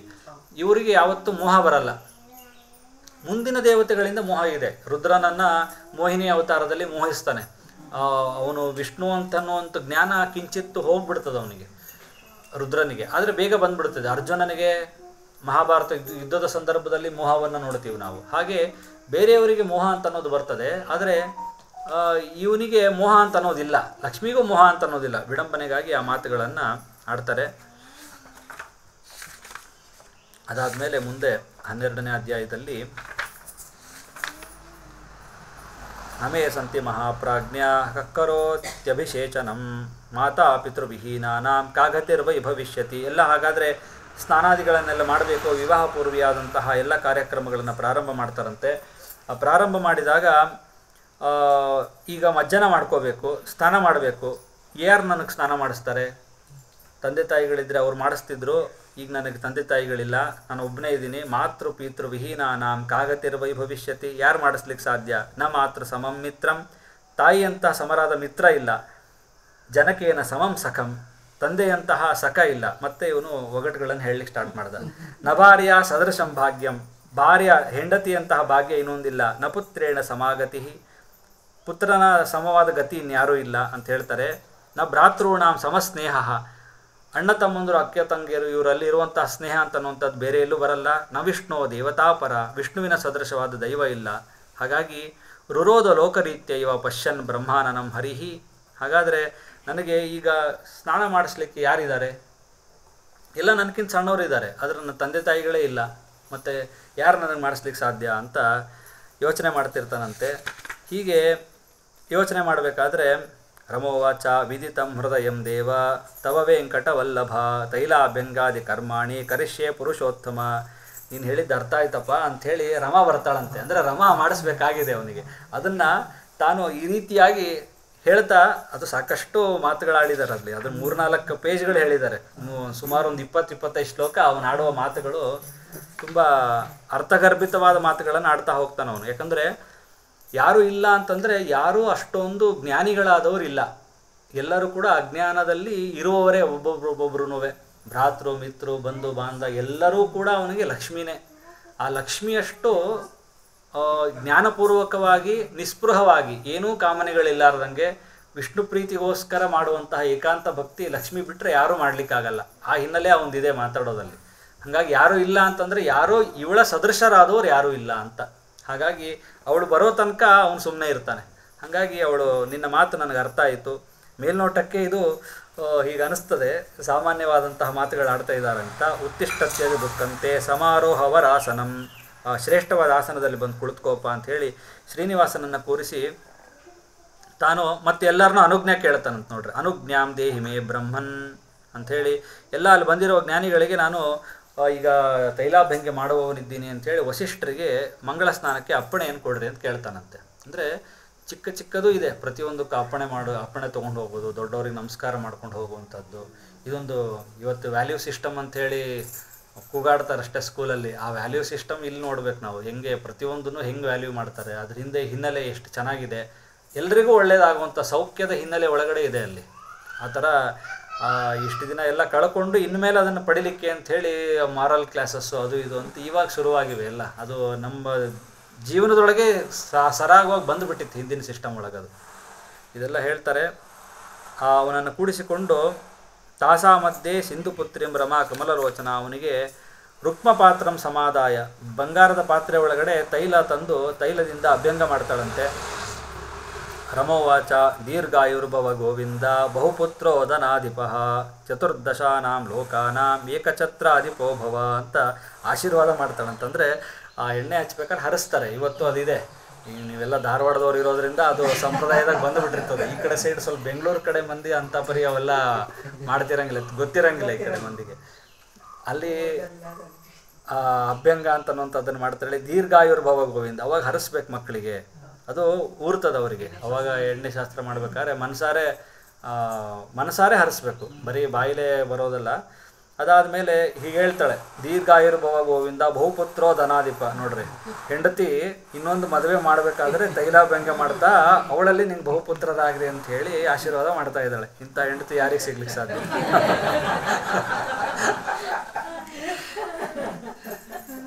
ಏವ ಮುಕ್ತ್ವಾ ತಥಾ ದೇವಿ ಅಭ್ಯಸಿಂಚದ್ರಮಾ ಹರಿಂ ದೇವಾಂಗಂ ಮರ್ದಯಾಮಾಸ ತೈಲೇನ ಅತಿ ಸುಗಂಧಿನ. ಒಳ್ಳೆ ಸುಗಂಧಭರಿತವಾದ ತೈಲದ ವರ್ಣನೆ ಪ್ರಶ್ನೆ ಮಾಡ್ತಾರೆ. ಯಾವ ರೀತಿ ತೈಲ ತಯಾರು ಮಾಡಬೇಕು, ಹೆಂಗಿರ್ಬೇಕು ತೈಲ ಅಂತ ಅನ್ನೋದ್ರ ಬಗ್ಗೆನೇ ಭಾಳಷ್ಟು ಹೇಳ್ತಾರೆ. ಎಲ್ಲವನ್ನು ಕೂಡ ಅಭ್ಯಂಗಾದಿಗಳನ್ನು ಮಾಡ್ತಾಳೆ ಅಂತನ್ನುವಂಥದ್ದನ್ನು ಹೇಳ್ತಾರೆ.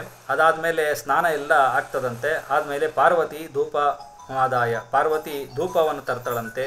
ಲಕ್ಷ್ಮೀ ದದೋ ಲಕ್ಷ್ಮೀ ಕರಂಬುಜೆ, ಎಲ್ಲರೂ ಕೂಡ ಆ ದೇವತೆಗಳೆಲ್ಲ ಲಕ್ಷ್ಮಿಗೆ ತಾವು ಪೂರಕವಾಗಿರ್ತಾರೆ, ಲಕ್ಷ್ಮಿಗೆ ಸಹಾಯಕರಾಗಿರ್ತಾರೆ. ಇದನ್ನು ಯೋಚನೆ ಮಾಡಬೇಕು ಅಂತ. ನೈವೇದ್ಯ ಸಂದರ್ಭದಲ್ಲಾದರೂ ಪರಮಾತ್ಮ ಲಕ್ಷ್ಮೀದೇವಿ ಊಟಕ್ಕೆ ಕೂತಿರ್ತಾರೆ. ಕೆಲವೊಬ್ಬರು 2 ಪಕ್ಷದಲ್ಲಿಯೂ ಯೋಚನೆ ಮಾಡೋದಿದೆ. ಅವ್ರವ್ರ ಸಂಪ್ರದಾಯದಲ್ಲಿ ಕೆಲವು ಅವರವರು ಯೋಚನೆ ಮಾಡುವಂಥದ್ದು ಇಟ್ಕೊಳ್ಳುವಂಥದ್ದು.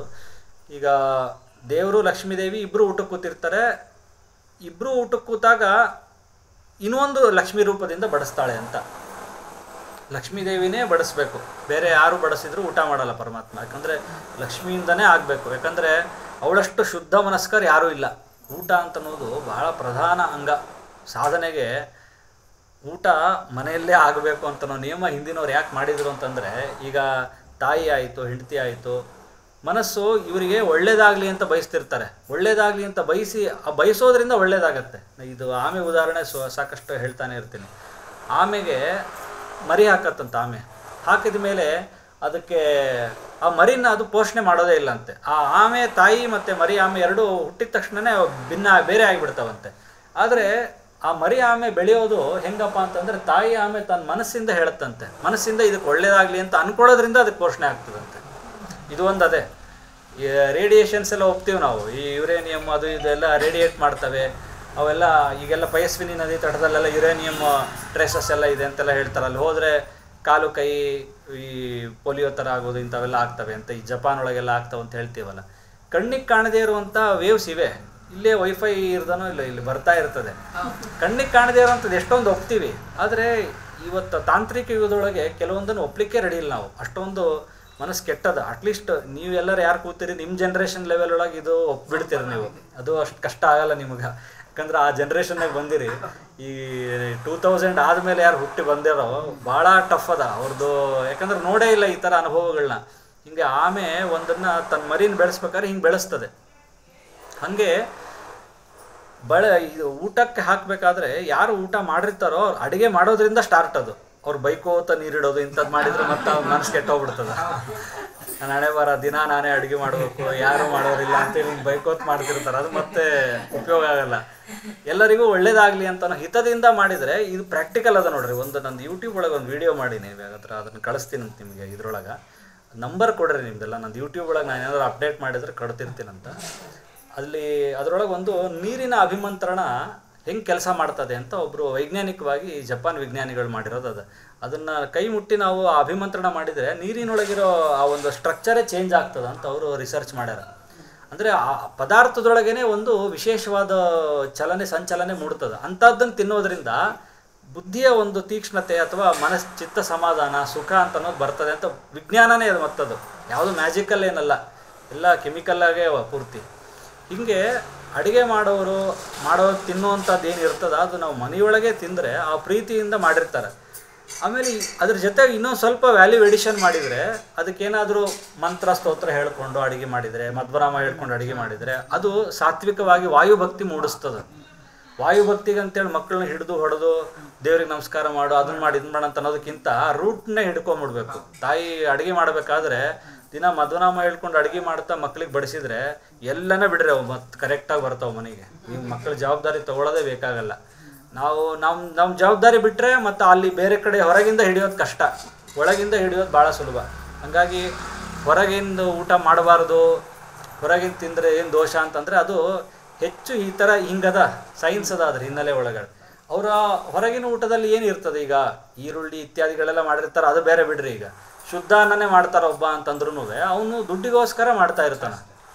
ಅವನ ಮನಸ್ಸು ಅಂಥ ಊಟ ತಿಂದರೆ ಇವನು ದುಡ್ಡಿಗೋಸ್ಕರನೇ ಇರ್ತಾನೆ ಅಷ್ಟೇ. ಅಲ್ಲಿ ಒಂಥರ ಕ್ರೂರವಾಗಿ ಬೆಳೀತಾ ಹೋಗ್ತದೆ ಮನಸ್ಸು. ಮನೆಯೊಳಗೆ ಆ ಸೈಕಾಲಜಿ ಅದು. ಅದ್ರ ಹಿನ್ನೆಲೆ ಒಳಗಡೆ ನಾವು ಅಡುಗೆ ಮಾಡೋವಂಥದ್ದಾಗಲಿ ಬಡಿಸೋವಂಥದ್ದಾಗಲಿ ನಾವೇ ಮಾಡಬೇಕು.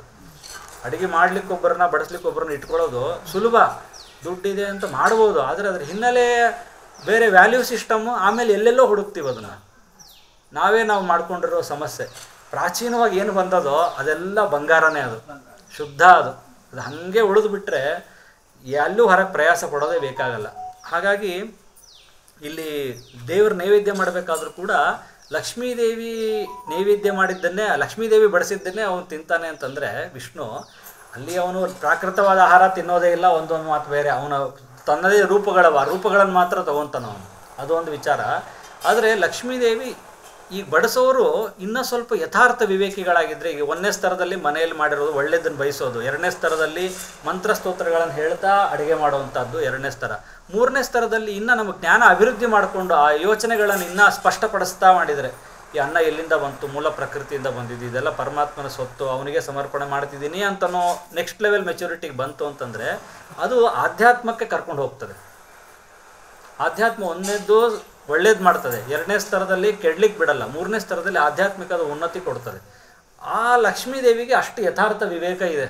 ಆ ಯಥಾರ್ಥ ವಿವೇಕ ಇರೋರೇ ನನಗೆ ಬಡಿಸ್ಬೇಕು ಅಂತನೋ ಒಂದು ಹಂಬಲದಲ್ಲಿ ಕೂತ್ಕೊಂಡಿದ್ದಾನೆ ಅವನು. ಹಾಗಾಗಿ ಪ್ರತಿ ಬಾರಿನೂ ಎಷ್ಟೇ ಯಾರೇ ಬಂದ್ರೂ ಲಕ್ಷ್ಮೀ ಮೂಲಕನೇ ಆಗಬೇಕು ಅವನಿಗೆ. ಅಡುಗೆನೂ ಅವಳೇ ಮಾಡ್ತಾಳೆ, ಬಡಿಸೋದು ಅವಳೇ ಬಡಿಸ್ತಾಳೆ, ಇನ್ನೊಂದು ರೂಪದಿಂದ ಗಾಳಿನೂ ಅವಳೇ ಹಾಕ್ತಿರ್ತಾಳೆ ಅಂತ ಹೇಳ್ತಾರೆ. ವಾಯುದೇವರು ಹಾಕ್ತಾರೆ. ಇವರೆಲ್ಲ ಪರಿಚರ್ಯಾತ್ಮಕ ಕರ್ಮ ಮಾಡ್ತಾರೆ, ಸಾಮಾನು ತಂದು ಕೊಡೋದು ಮಾಡೋದು. ಉಮಾದೇವಿ ಹೇಳಿದ್ರಲ್ಲ, ಪಾರ್ವತಿ ಧೂಪ ಮಾದಾಯ, ಧೂಪ ತರ್ತಾಳೆ, ಧೂಪ ತಂದು ಪಾರ್ವತಿ ದೇವಿ ತಾನು ಮಾಡಲ್ಲ, ಅವಳಿಗೆ ಕೊಡ್ತಾಳೆ ಲಕ್ಷ್ಮೀದೇವಿಗೆ, ಲಕ್ಷ್ಮೀದೇವಿ ಅದನ್ನು ಮಾಡ್ತಾಳೆ. ಹೀಗೆ ಎಲ್ಲವನ್ನು ಕೂಡ ಒಂದು ರತಿ ಶಚೋ ಚಾಮರೆ, ರತಿ ಶಚಿ ಇವರೆಲ್ಲ ಚಾಮರ ಬೀಸ್ತಾ ಇರ್ತಾರಂತೆ. ಈ ರೀತಿಯಾಗಿ ಎಲ್ಲವನ್ನು ಸಾಂಗವಾಗಿ ನಡೆಸ್ಕೊಂಡು ಹೋಗುವಂಥ ಸಂದರ್ಭ ಇರ್ತದೆ.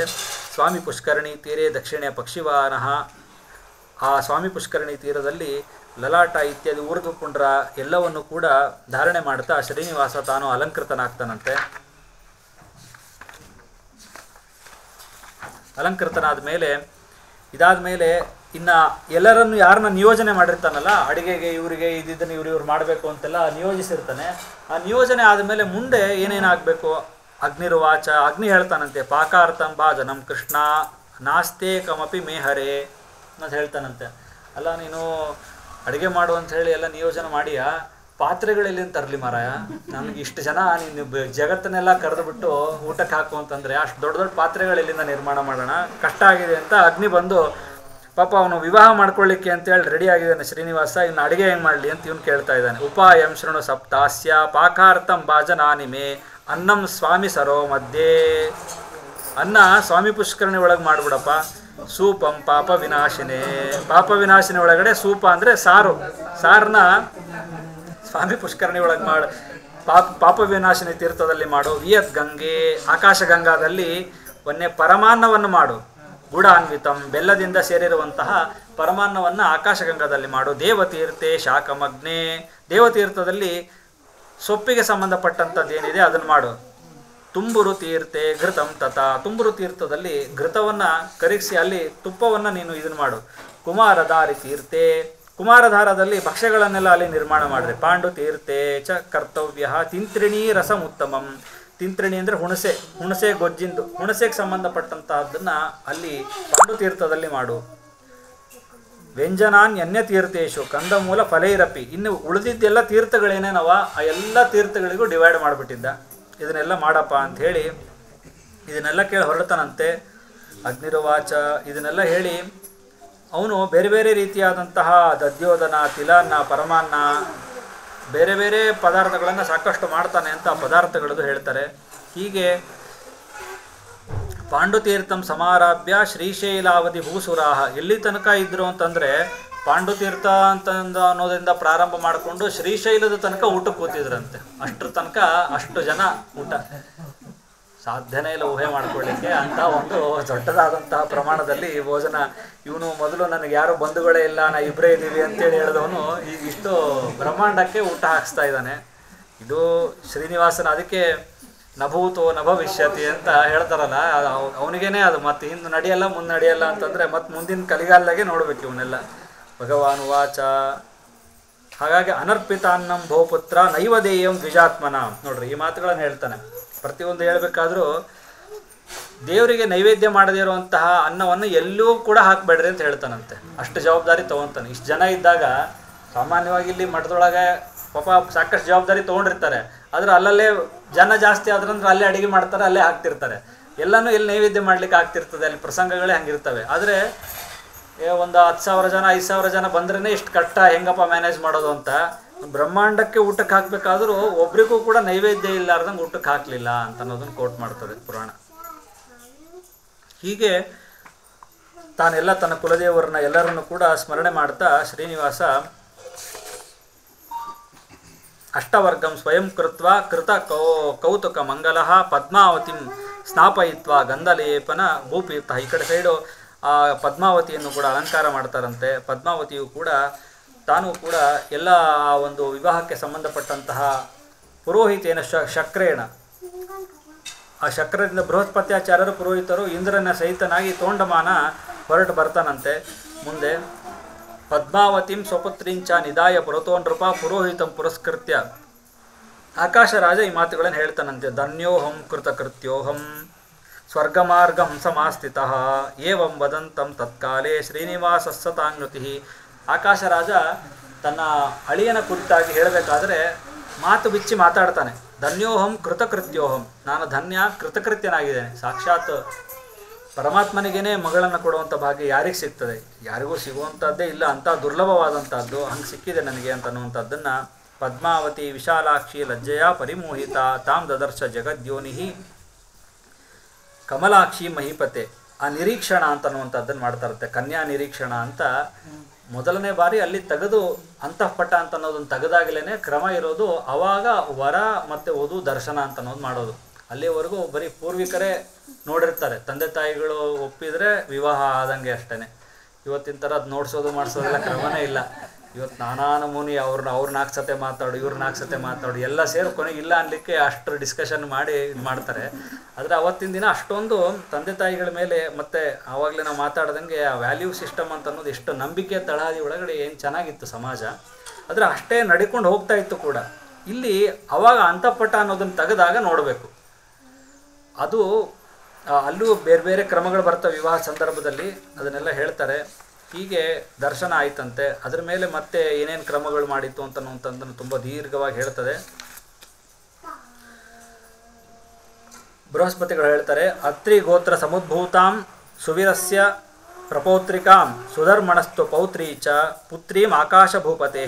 ಅತ್ರಿ ಗೋತ್ರದಲ್ಲಿ ಬಂದಿರುವಂತಹ ಸುವೀರನ ಮರಿಮೊಮ್ಮಗಳಾದ ಸುಧರ್ಮನ ಮೊಮ್ಮಗಳಾದ ಮತ್ತು ಆಕಾಶರಾಜನ ಮಗಳಾದಂತಹ ತಾಮ್ ಅಂಗೀಕುರು ಗೋವಿಂದ ಕನ್ಯಾಂ ಕಮಲಲೋಚನ, ಇವಳನ್ನು ನೀನು ಸ್ವೀಕಾರ ಮಾಡ್ರಿ ಅಂತ ಹೇಳಿ ಬೃಹಸ್ಪತ್ಯಾಚಾರ್ಯರು ಹೆಣ್ಣಿನ ಕಡೆ ಪುರೋಹಿತರು ಅವರು ಏವ ಮುಕ್ತಿಯ ಮಹಾರಾಜ ಮಧ್ಯೆ ರತ್ನಾಂಬರಂ ದದತ್ತು ಅದನ್ನು ಮಾತುಗಳನ್ನು ಹೇಳ್ತಾರಂತೆ. ಅದಾದಮೇಲೆ ವಸಿಷ್ಠರು ಹೇಳ್ತಾರಂತೆ, ಪ್ರಪೌತ್ರಸ್ಯ ಯಯಾತೇಸ್ತು ಪೌತ್ರಸ್ಯ ಅಮಿತ ತೇಜಸಃ ಶೂರಸೇನಸ್ಯ ರಾಜೇಂದ್ರ ವಸುದೇವಸ್ಯ ಭೂಪತೆ ಪುತ್ರಸ್ಯ ವೆಂಕಟೇಶಸ್ಯ, ಅಂದರೆ ವಸುದೇವನ ಮಗನಾದಂತಹ ವೆಂಕಟೇಶ ಅಂದರೂ ಒಂದೇ, ಕೃಷ್ಣ ಅಂದರೂ ಒಂದೇ, ಹಿಂದೆ ನೋಡಿದ್ದೀವಿ, ವ್ಯತ್ಯಾಸನೇ ಇಲ್ಲ. ವೆಂಕಟೇಶಸ್ಯ ಗೋತ್ರೆ ವಸಿಷ್ಠ ಸಂಜ್ಞಿಕೆ, ವಸಿಷ್ಠ ಗೋತ್ರದಲ್ಲಿ ಹುಟ್ಟಿರುವಂತಹ ಇವನನ್ನು ವಿವಾಹ ಮಾಡಿಕೊಳ್ಳಿಕ್ಕೆ ಈ ಕನ್ಯಾಭೂಷಣಗಳಾದಂಥ ಇವಳನ್ನು ವಿವಾಹ ಮಾಡ್ಕೊತಾ ಇದ್ದಾನೆ ಅಂತನ್ನುವಂಥದ್ದನ್ನು ಅವರು ಕೂಡ ತಾವು ಹೇಳ್ತಾರಂತೆ. ಇದಾದ ಮೇಲೆ ಆಕಾಶರಾಜ ಹೇಳ್ತಾನಂತೆ, ಕಮ್ಯಾಮಿಮಾಂ ಪ್ರದಾಸ್ಯಾಮಿ ಗೃಹಾಣ ಪುರುಷೋತ್ತಮ ಇತ್ಯುಕ್ತ ಪ್ರಾಕ್ಷಿಪದ್ ರಾಜ ಧರಣ್ಯಾಂ ಸವಿತ್ರ್ಯಾತದ, ಮಂತ್ರಪೂತವಾಗಿ ತಾನು ಆ ಕನ್ಯೆಯನ್ನು ದಾನ ಮಾಡ್ತೀನಿ ಅಂತನ್ನುವಂಥ ಸಂಕಲ್ಪ ಮಾಡ್ತಾನಂತೆ. ಕಂಕಣ ಬಂಧನ ಆಗ್ತದಂತೆ. ಕಂಕಣಂ ಬಂಧಯಾಮಾಸ ವಾಸುದೇವ ಕರಾಂಬುಜೆ ಪದ್ಮಾವತ್ಯ ಕರಾಂಬೋಜೆ ಅವಂದಯತ್ ಕಂಕಣಂ ಗುರುಹು. ಬೃಹಸ್ಪತ್ಯಾಚಾರ್ಯರು ಕಂಕಣವನ್ನು ಕಟ್ತಾರಂತೆ. ತಥಾ ಮಂಗಲಸೂತ್ರಸ್ಯ ಬಂಧಂ ವೈವಾಹಿಕಂ ತದಾ ಶ್ರೀನಿವಾಸೇನ ದೇವಾನ ಅಕರೋತ್ ಸ ಪುರೋಹಿತಃ. ಇದಾದ ತಕ್ಷಣ ತಾನು ಮಂಗಲಸೂತ್ರ ಅಂತನ್ನುವಂಥದ್ದನ್ನು ಕಟ್ಟಲಿಕ್ಕೆ ಅಂತ ಹೇಳಿ ಹಿಡಿತಾನಂತೆ. ಎಲ್ಲ ಸುವಾಸಿನಿಯರು ಹೇಳ್ತಾರಂತೆ, ಸಾವಿತ್ರಿ ಚ ಕಲ್ಯಾಣಿ ಚ ಬಹುಪುತ್ರವತಿ ಭವ ಸರ್ವಲೋಕಸ್ಯ ಜನನಿ ಭವ ಮಂಗಲದಾಯಿನಿ ಅಂತ. ಈಗೆಲ್ಲ ವಿವಾದ ಗೌರಿ ಪೂಜಾ ಅಂಥೇಳಿ ಏನು ಈಗೆಲ್ಲ ಮಾಡ್ತೀವೋ, ಆವಾಗ ಗೌರಿ ಪೂಜೆ ಸಂದರ್ಭದಲ್ಲಿ ಎಲ್ಲರೂ ಕೂಡ ಮನಸಾರೆ ಹರಿಸ್ಬೇಕು. ಸಾವಿತ್ರಿ ಭವ ಕಲ್ಯಾಣಿ ಬಹುಪುತ್ರಿ, ಏನಂದರೆ ಒಳ್ಳೇದಾಗಲಿ ಅಂತ ಸುಮ್ಮನೆ ತಲೆ ಮೇಲೆ ಕೈ ಇಡ್ತಿರ್ತಾರೆ, ಆದರೆ ಮನಸ್ಸೊಳಗಡೆ ಎಲ್ಲ ಯೋಚನೆಗಳನ್ನು ಇಟ್ಕೊಂಡಿರ್ಬೇಕು, ಇವೆಲ್ಲ ಆಗಲಿ ಅವರಿಗೆ ಅಂತ, ಅವರಿಗೆ ಒಳ್ಳೆಯದನ್ನು ಬಯಸಬೇಕು ಅಂತನ್ನುವಂಥದ್ದನ್ನು ಹೇಳ್ತಾರೆ. ಎಲ್ಲ ಸುವಾಸಿನಿಯರು ಕೂಡ ಪದ್ಮಾವತಿಗೆ ಶುಭವನ್ನು ಬಯಸ್ತಾರಂತೆ. ಇತ್ತಂ ಸುಮಂಗಲಿ ಸ್ತ್ರೀಷು ಗಾಯಂತೀಷು ಶುಭಾಶಿಷಃ ಬ್ರಾಹ್ಮಣಾನಾಂ ಕರಸ್ಪರ್ಶ. ನೋಡ್ರಿ, ಮೊದಲು ಆ ವಿವಾಹದ ಏನು ಮಂಗಳಸೂತ್ರ ಧಾರಣೆ ಆಗೋ ಮೊದಲು ಇಲ್ಲಿ ನಾವು ನೋಡುವಂಥ ವಿಶೇಷ ಏನಪ್ಪ ಅಂತಂದರೆ, ಬ್ರಾಹ್ಮಣರೆಲ್ಲ ಮಂತ್ರಗಳು ಹೇಳುವಂಥದ್ದನ್ನು ನೋಡ್ತೀವಿ, ಆದರೆ ಸುವಾಸಿನಿಯರು ಆ ಸಂದರ್ಭದಲ್ಲಿ ಶುಭವನ್ನು ಕೋರಬೇಕು ಸ್ತ್ರೀಗೆ ಅಂತನ್ನುವಂಥದ್ದನ್ನು ಹೇಳ್ತಾರೆ. ಅದಾದ ಮೇಲೆ ಬ್ರಾಹ್ಮಣರ ಕರಸ್ಪರ್ಶದಿಂದ ಎಲ್ಲ ಮಂಗಳಸೂತ್ರ ಅಂತನ್ನುವಂಥದ್ದನ್ನು ತೊಗೊಂಡು ಬರ್ತಾನಂತೆ. ಮಾಂಗಲ್ಯಂ ತಂತು ನಾನೇನ ಜಗಜ್ಜೀವನ ಹೇತುನಾ ಕಂಠೆ ಬಧ್ನಾಮಿ ಶುಭಗೆ ಚಿರಂಜೀವ ಮಯಾ ಸಹ. ಈ ಮಂತ್ರದಿಂದ ಶ್ರೀನಿವಾಸ ದೇವರು ಪದ್ಮಾವತಿಗೆ ತಾನು ಮಾಂಗಲ್ಯ ಬಂಧನ ಅಂತನ್ನುವಂಥದ್ದನ್ನು ಮಾಡ್ತಾನೆ ಅಂತನ್ನುವಂಥದ್ದನ್ನು ಹೇಳ್ತಾರೆ. ಈ ರೀತಿ ಪರಮ ಪವಿತ್ರವಾದಂತಹ ಪದ್ಮಾವತಿಯನ್ನು ತಾನು ಪಾಣಿಗ್ರಹಣವನ್ನು ಮಾಡುವಂಥವನಾಗ್ತಾನೆ ಶ್ರೀನಿವಾಸ. ಮುಂದೆ ಯಜುಶಾಖ ಕ್ರಮೇಣ ಇವ ಜುಹುಯಾದ್ ಅಗ್ನೋ ಯಥಾವಿಧಿ. ಯಜುಶಾಖ ಕ್ರಮದಲ್ಲಿ ಮುಂದೆ ಲಾಜಾಹೋಮ ಇತ್ಯಾದಿಗಳನ್ನೆಲ್ಲ ಮಾಡಬೇಕು. ಅದನ್ನೆಲ್ಲವನ್ನು ಕೂಡ ಪುರೋಹಿತರ ಸಂಘವಾಗಿ ಎಲ್ಲವನ್ನು ಕೂಡ ಮುಂದುವರಿಸ್ತಾನಂತೆ. ತಸ್ಮಿನ್ ಕಾಲೇ ಮಹಾರಾಜ ದಕ್ಷಿಣ ಬ್ರಹ್ಮವಾದಿನ. ವಿವಾಹ ಅಂತನ್ನುವಂಥದ್ದಾದಾಗ ವಿವಾಹದ ನಿಮಿತ್ತವಾಗಿ ಎಲ್ಲರಿಗೂ ಕೂಡ ದಕ್ಷಿಣೆ ಅಂತನ್ನುವುದನ್ನು ಕೊಡಬೇಕು ಅಂತ ಇರ್ತದೆ. ಹಾಗಾಗಿ ಎಲ್ಲ ಬ್ರಾಹ್ಮಣರಿಗೂ ಕೂಡ ಗವಾಂ ಕೋಟಿ ಸಹಸ್ರಾಣಿ ಅಶ್ವಾನಾಂ ಅಯುತಂ ತತ, ಕೋಟಿ ಗೋವುಗಳನ್ನೆಲ್ಲ ದಾನ ಮಾಡ್ತಾನಂತೆ. ಈ ರೀತಿಯಾಗಿ ಕೊನೆಗೆ ಶ್ರೀನಿವಾಸ ಮತ್ತು ಪದ್ಮಾವತಿ ಇಬ್ಬರೂ ಕೂಡ ತಾವು ಭೋಜನವನ್ನು ಮಾಡ್ತಾರೆ ಅಂತನ್ನುವಂಥದ್ದನ್ನು ಕೇಳ್ತಾರೆ. ಹೀಗೆ ಪರಮಾತ್ಮ ತನ್ನ ಒಂದು ಅಚಿಂತ್ಯವಾದಂತಹ ಆಕೃತಿ, ತಾನು ವಿಭು ಎಲ್ಲ ಕಡೆನೂ ವ್ಯಾಪಿಸಿರುವಂಥವನು, ಒಲಿದು ಭಕುತರಿಗಾಗಿ ಮದುವೆ ಹವಣಿಸಿಕೊಂಡೆ ಅನ್ನುವಂತೆ ನಮಗೋಸ್ಕರ ತನ್ನ ಚಿಕ್ಕದಾದಂತಹ ಆಕೃತಿ, ನಮಗೆ ಕಾಣುವಂತಹ ಆಕೃತಿಯಲ್ಲಿ ಬಂದು ಆ ವೇದವತಿಗೆ ಹಿಂದೆ ಯಾವಾಗೋ ರಾಮನ ಕಾಲದಲ್ಲಿ ಮಾತು ಕೊಟ್ಟಿದ್ದನ್ನು ಉಳಿಸ್ಕೋಬೇಕು ಅಂತ ಸಲುವಾಗಿ ವೈಕುಂಠದಿಂದ ಕೆಳಗೆ ಬರುವಂತಹ ಒಂದು ಸಂಕಲ್ಪ ಮಾಡ್ತಾನೆ. ಒಬ್ಬ ಸಾಮಾನ್ಯರನ್ನು ಕೂಡ ಗ್ರಹಣ ಮಾಡಲಿಕ್ಕೆ ಶ್ರೀನಿವಾಸ ಯಾವತ್ತೂ ಕೂಡ ಹಿಂದೆ ನೋಡಲ್ಲ, ಮರೆಯಲ್ಲ. ಅಥವಾ ಉದಾಸೀನ ಮಾಡಲ್ಲ. ಎಲ್ಲರನ್ನೂ ಕೂಡ ಲಕ್ಷ್ಮೀದೇವಿಯನ್ನು ಎಷ್ಟು ಏಕಾಗ್ರವಾಗಿ ನೋಡ್ತಾನೋ ಪ್ರತಿ ಜೀವರಾಶಿಯನ್ನು ಅಷ್ಟೇ ಏಕಾಗ್ರವಾಗಿ ನೋಡ್ತಾನೆ ವಿಷ್ಣು ಅನ್ನುವಂಥದ್ದನ್ನು ತೋರಿಸೋ ಸಲುವಾಗಿ ಈ ವಿವಾಹ ಅನ್ನೋದನ್ನು ತಾನು ಏರ್ಪಡಿಸ್ಕೊತಾನೆ. ಹೀಗೆ ಶ್ರೀನಿವಾಸನ ವಿವಾಹ ಅಂತನ್ನುವಂಥದ್ದು ಎಲ್ಲರಿಗೂ ಕೂಡ ಮಂಗಳದಾಯಕವಾಗಿರುವಂಥದ್ದು, ಎಲ್ಲರಿಗೂ ಕೂಡ ಮಂಗಳವನ್ನು ಕೊಡುವಂಥದ್ದು, ಪುಣ್ಯವನ್ನು ಕೊಡುವಂಥದ್ದು. ವಿಶೇಷವಾಗಿ ಈ ರೀತಿಯ ಈ ಒಂದು 5 ದಿನಗಳ ಕಾಲ ಶ್ರೀನಿವಾಸನ ಕಲ್ಯಾಣ, ಆ ಶ್ರೀನಿವಾಸ ಆ ವೆಂಕಟಾಚಲದ ಮಹಾತ್ಮ್ಯ ಅಂತ ಅನ್ನೋದನ್ನು ನೋಡ್ತಾ, ಶ್ರೀನಿವಾಸ ಭೂಮಿಗೆ ಬಂದ ಬಗೆ, ಶ್ರೀನಿವಾಸ ಮತ್ತು ಪದ್ಮಾವತಿಯ ದರ್ಶನ ಅಂತನ್ನುವಂಥದ್ದು, ತನ್ನ ವಿಚಿತ್ರವಾದಂಥ ಕೊರವಂಜಿ ರೂಪದ ಒಂದು ಮಹಾತ್ಮ್ಯ, ಅದರ ಮರ್ಮವನ್ನು ತೋರಿಸ್ತಾ ಕೊನೆಗೆ ತಾನು ಪದ್ಮಾವತಿಯನ್ನು ವಿವಾಹಿತನಾಗಿರುವಂತಹ ಈ ಸಂಕ್ಷೇಪ ವಿಚಾರಗಳನ್ನು ಈ 5 ದಿನ ನೋಡುವಂಥ ಪ್ರಯತ್ನ ಮಾಡಿದ್ದೀವಿ. ಇದನ್ನು ವಿನಯ್ ದಂಪತಿಗಳು ಭಾಳ ಶ್ರದ್ಧೆಯಿಂದ ಅವರು ಇದನ್ನು ನಿಯೋಜನೆ ಮಾಡಿ, ಇದನ್ನು ತಾವು ಸಾಮಾನ್ಯವಾಗಿ ಯಾರು ನಿಯೋಜನೆ ಮಾಡಿರ್ತಾರೋ ಅವರಿಗೆ ಕೂತು ಕೇಳೋಷ್ಟು ಪುರುಸೊತ್ತಿರಲ್ಲ, ಆದರೆ ಅವರು ಅದನ್ನು ಇಬ್ಬರೂ ಕೂಡ ಪೂರ್ತಿ ಕೂತು 5 ದಿನವೂ ಎಲ್ಲೂ ಹೇಳಲಾರ್ದಂಗೆ ಆ ಶ್ರದ್ಧೆಯಿಂದ ಕೇಳಿದ್ದಾರೆ, ಅಷ್ಟು ಆಸಕ್ತಿಯಿಂದ ಮಾಡಿದ್ದಾರೆ.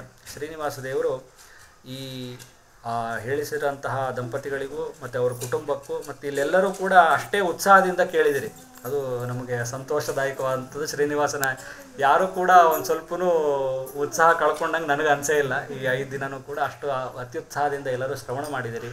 ಎಲ್ಲರಿಗೂ ಕೂಡ ಶ್ರೀನಿವಾಸ ಹೇಗೆ ಲಕ್ಷ್ಮಿಯನ್ನು ಗ್ರಹಣ ಮಾಡಿದನೋ ಹಾಗೆ ನಮ್ಮೆಲ್ಲರನ್ನೂ ಕೂಡ ನಮ್ಮ ಮನಸ್ಸನ್ನೆಲ್ಲವನ್ನು ಕೂಡ ಅವನಲ್ಲಿ ಕೇಂದ್ರೀಕೃತವಾಗಿ ಮಾಡುವಂತೆ ನಮ್ಮ ಮನಸ್ಸನ್ನು ಅವನೆಡೆ ಸೆಳೆದು ಅಪಹಾರ ಮಾಡಲಿ.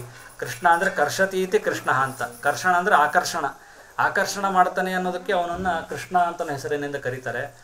ನಮಗೆ ವಿಷಯಗಳ ಆಕರ್ಷಣೆ ಜಾಸ್ತಿ ಇರತ್ತೆ ಸ್ವಾಮಿ, ನಿನ್ನ ಕಡೆ ಆಕರ್ಷಣೆ ಅಂತನ್ನುವಂಥದ್ದನ್ನು ಕೊಡುವಂಥ ತಾನೇ ಕೃಷ್ಣನೇ ಶ್ರೀನಿವಾಸ ರೂಪದಲ್ಲಿ ಬಂದು ಅನುಗ್ರಹ ಮಾಡುವಂತಹ ಒಂದು ಮಹಾ ಭಾಗ್ಯವನ್ನು ತೋರಿಸಿದ್ದಾನೆ. ಇಂತಹ ಒಂದು ಸುಸಂದರ್ಭದಲ್ಲಿ ಎಲ್ಲರಿಗೂ ಕೂಡ ವಿಶೇಷವಾಗಿ ಜ್ಞಾನಭಕ್ತಿ ವೈರಾಗ್ಯಗಳನ್ನು ಕೊಟ್ಟು ಪ್ರತಿಯೊಂದು ಪ್ರಸಂಗದಲ್ಲಿಯೂ ಕೂಡ ಆ ಶ್ರೀನಿವಾಸನ ಒಂದು ಚಿಂತನೆಗಳನ್ನು ಮಾಡುವಂತಹ ಭಾಗ್ಯವನ್ನು ದಾಸ ಸಾಹಿತ್ಯದಲ್ಲಿ ಹೆಚ್ಚು ರತರಾಗಿದ್ದೀರಿ.